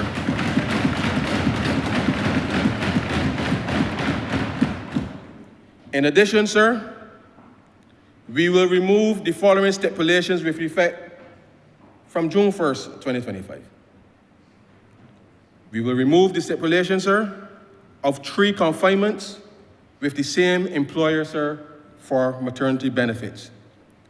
We will remove the requirement, sir, that a child should be born in Barbados, and instead to say that a child born to a mother, sir, who is ordinarily resident in Barbados. Mr. Speaker, the Barbados Labour Party recognizes that a father's involvement in the nurture of children is also important and must be encouraged and facilitated. This early support is of immediate and long-term benefit both to the mother, sir, and the child, and ultimately, sir, to the community. Mr. Speaker, I now propose that with effect from June 1st, 2025, the introduction of statutory paternity leave for men of 3 weeks, sir.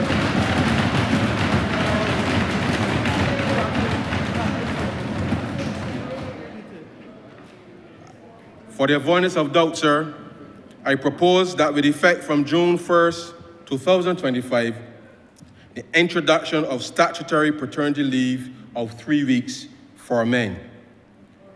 With this statutory provision, sir, and recognizing our modern society, we will also remove, with effect from June 1st, 2025, sir, the condition that both parents have to live together when the child is born, sir, in order to access these benefits, sir.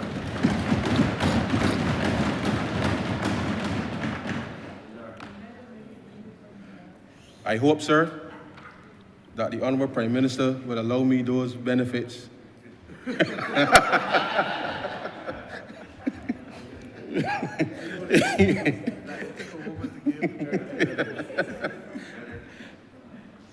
Over the years, sir, Mr. Speaker, we have seen a significant improvement in the delivery of healthcare services in Barbados, to the point where maternal mortality ratio is almost 0, sir. However, sir, there are those rare cases where a mother is not always available, sir, to attend to the needs of a newborn child. In these instances, sir, the primary caregiver might be the father, sir, or it might usually be a grandparent.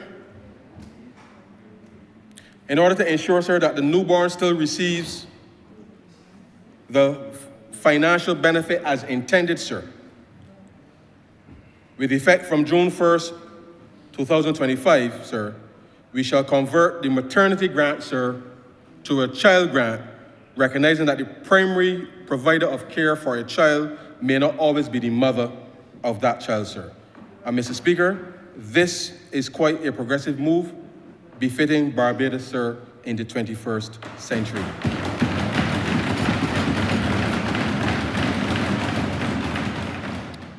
Mr. Speaker, the government has designed these measures with a clear understanding as to how Barbadian society works and our complex family structures, as well as the fundamental role of the family, sir, in the development of communities and the stability and progress of the nation. This is a government, sir, committed to the use of public policy tools at its disposal to facilitate people-centered, fair and inclusive social and economic development. Sharing the bounty. Mr. Speaker, this is our country. The Prime Minister indicated in her first budget speech that as a government, we are asking the people of the nation to share the burden and to share the bounty. This government remains absolutely committed, sir, to this philosophy. To accomplish this objective, we started by giving public servants a little breakfast, sir, to get the journey started in 2008, in the form of a 5% salary increase, which was the first for nearly 10 years, 10 long, hard years, sir. We then had two $1 billion fiscal adjustments. The first was the debt restructuring in 2018, which was part of the plan. The second adjustment was during COVID-19, which was not planned. In spite of that, sir, we came out of the pandemic and settled a new wage agreement with the public service and their unions for 2022-23 and 2023-24. Mr. Speaker, this government continues to maintain fiscal discipline, and notwithstanding the fact that the corporate tax regime performed better than expected in 2024, recent events in the rapidly evolving external environment prevent us from making structural changes, as we do not yet know what will happen internationally in the next few months. We must therefore look at other options to ensure there's a benefit to Bajans from this enhanced corporate tax revenue that we receive this year. As promised, sir, we will now share, as promised, a one-off solidarity allowance. The criteria, sir: every Bajan over 18 years old and every person with legal status who has contributed to the National Insurance Scheme in the last year will qualify for the solidarity allowance. The National Insurance Scheme, sir, will administer the payment of these allowances. Sir, it will be easy for us to identify the following categories of persons: all persons who made contributions to the NIS in the last 12 months, all national insurance contributory pensioners, all non-contributory pensioners, including those accessing the special need grant, all persons receiving invalidity benefit from the National Insurance Scheme, all welfare clients receiving support, not in any category above.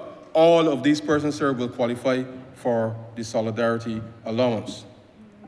Mr. Speaker, though, we know that these categories are not exhaustive. There are persons who are not on welfare and others who have not worked in the last 12 months and are not in any of the groups mentioned above. We will therefore be encouraging persons who do not fall immediately in any of the above categories to come forward to the designated points across the country that will be advertised, sir, and present themselves. You must bring your national ID card and some proof of address. A due diligence check will be made and persons will thereafter receive their solidarity allowance. In the event, sir, that a person feels aggrieved, there will be an appellate process which will be set up and chaired by the Director of Finance and Economic Affairs, the Permanent Secretary, Ministry of Labor and Social Security, and the Permanent Secretary in the Ministry of People Empowerment and Elder Affairs. It should be noted that all such applications for the solidarity allowance must be made, sir, before June 30th, 2025 in order to be eligible. Finally, sir, the persons entitled to receive the allowance must have been ordinarily resident in Barbados during the last 12 months. That is, sir, since April 1st, 2024. I therefore propose, sir, to pay to all of the persons listed above the one-off solidarity allowance in the amount of $300, which will be free, sir, from income tax.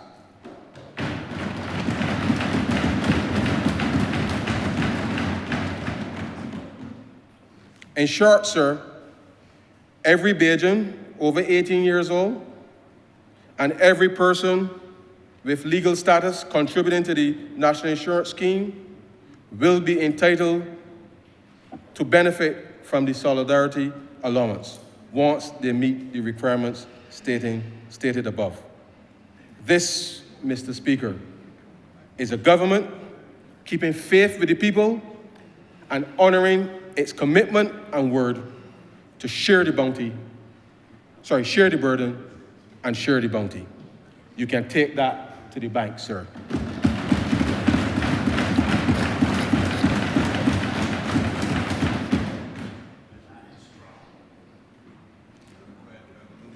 In addition, sir, we are committed to paying down our debt and keeping on the trajectory that we set out upon assumption of office, where our debt was completely unsustainable. There are 3 weeks left for the remainder of the financial year. There will be some additional supplementaries on critical expenditure to fuel inclusive growth. In the event that there's an even better performance than we expect, Mr. Speaker, we will pay down debt again before the end of the financial year. This will again be in keeping with our responsible management of the fiscal affairs of the country. Contrary to all the long talk, sir, that is misleading people, this government, sir, is not increasing debt. It has been consistently lowering the debt, and barring anything unforeseen this year, we look forward, sir, to reducing our debt to GDP ratio from 3 figures, sir, to double digits.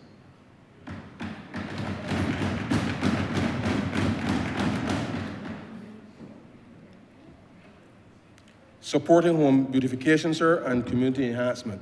Mr. Speaker, a well-managed home is not just a private asset, it is a public good.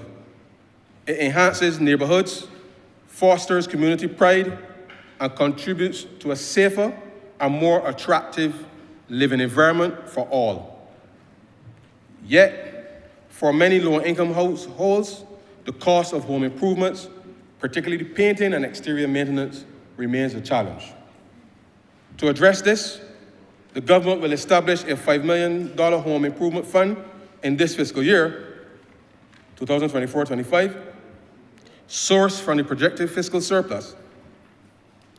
This initiative, sir, will provide microloans and grants to assist low-income homeowners, those earning less than $30,000 per year, in enhancing the appearance of their homes. Mr. Speaker, this fund will serve as a direct and targeted intervention to support our most vulnerable citizens in uplifting their living conditions. It will offer grants to assist with the cost of paint and minor external repairs, provide microloans with low or zero interest for additional home beautification efforts, encourage neighborhood-wide applications, allowing groups of homeowners in the same community to benefit collectively and maximize visual impact. Additionally, we will recognize and celebrate homeowners who participate through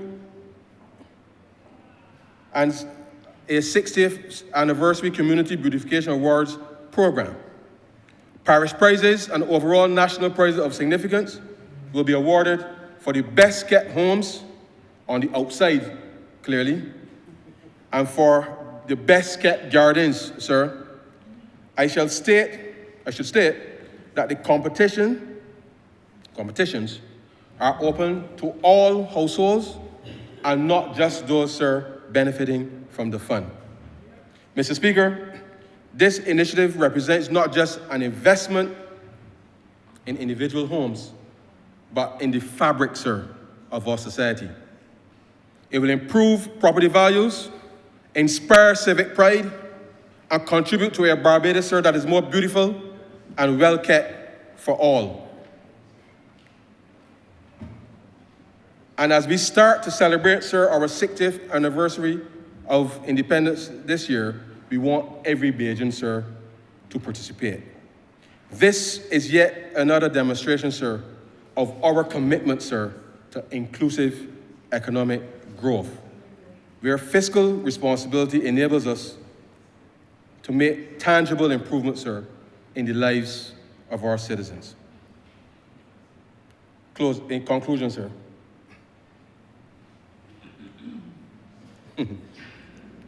Mr. Speaker, these budgetary proposals and financial statement 2025 are a roadmap for sustained efforts to protect and empower our people, to build a stronger social fabric, to care for the vulnerable, to lift people out of poverty, and to strengthen our middle class, while constructing a strong, sustainable, resilient economy in which our labor force is innovative and productive. This roadmap continues government's objective of national and economic resilience predicated on digitization to deliver sustainable, resilient, inclusive growth. It also empowers ordinary Barbadians and those who choose to live here, thereby improving, again, the social fabric and general cohesion of the society. I therefore call on all Barbadians to contribute to the national economic transformation, aided by strategic investments, prudent financial management, and the unwavering commitment to our people. This government will continue to secure a brighter, more prosperous future for all.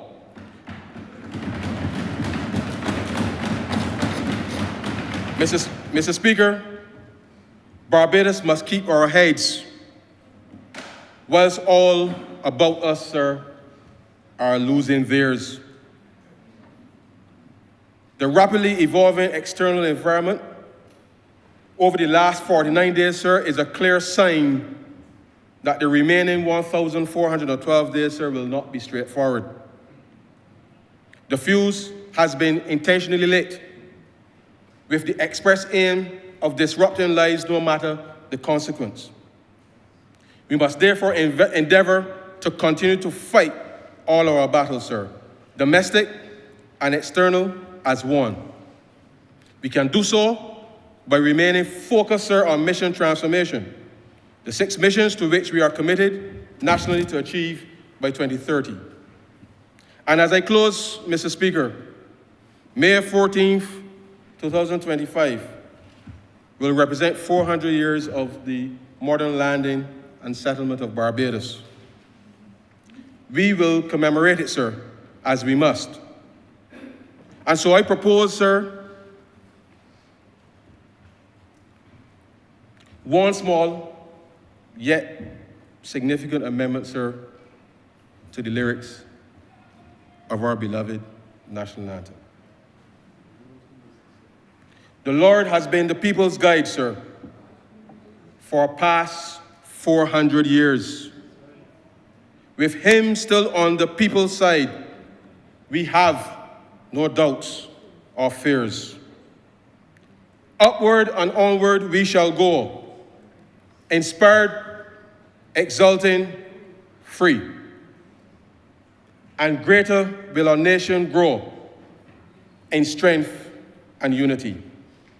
I thank you, sir, and all Barbadians. May God continue to bless Barbados. And Mr. Speaker, with those few words, I'm obliged to you.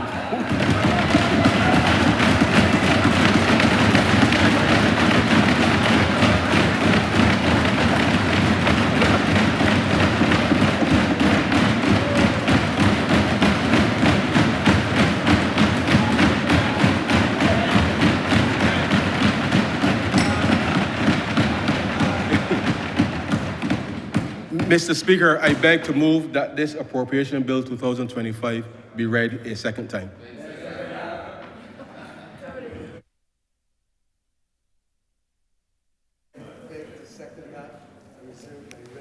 I beg to second that with pleasure and reserve the right to speak in this debate.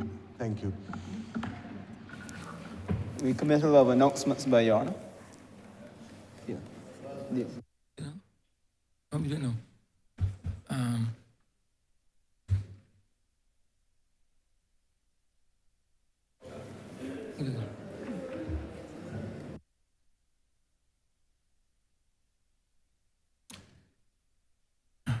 Last night I learned of the death of Mr.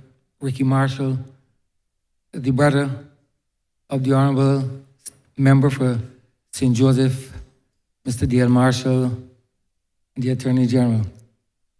I want, on behalf of my wife, my family, and I, all the members of this Honourable Chamber and the other chamber, the clerks of Parliament and the deputy clerks, and the entire staff of Parliament, and the constituents of St. Michael Central, to convey my deepest condolences to my trusted friend, the Honourable Dale Marshall, and for us to hold him in our prayers.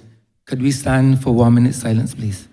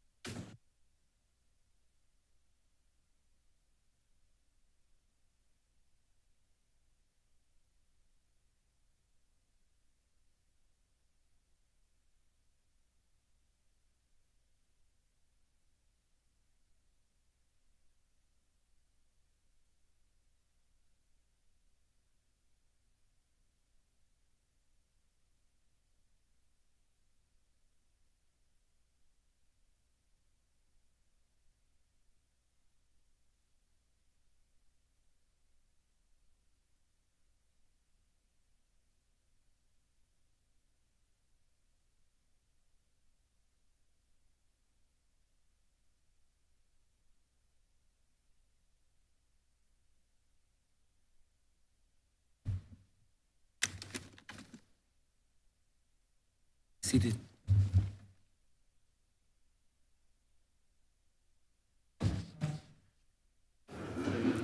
Honourable Leader Government Business. Revert to government business. Honourable Leader Government Business. Thank you, Mr. Speaker. I beg to move the suspension of the sitting until tomorrow, the 11th of March at 10 a.m. Sorry, 3 p.m. 3 p.m. in the afternoon. The question is that this Honourable Chamber be suspended until Tuesday, the 11th day of March 2025 at 3 p.m. All those honourable members in favour, please say aye. Those against, please say no. Methinks the ayes have it. This Honourable Chamber stands suspended until Tuesday, 11th day of March 2025 at 3 p.m.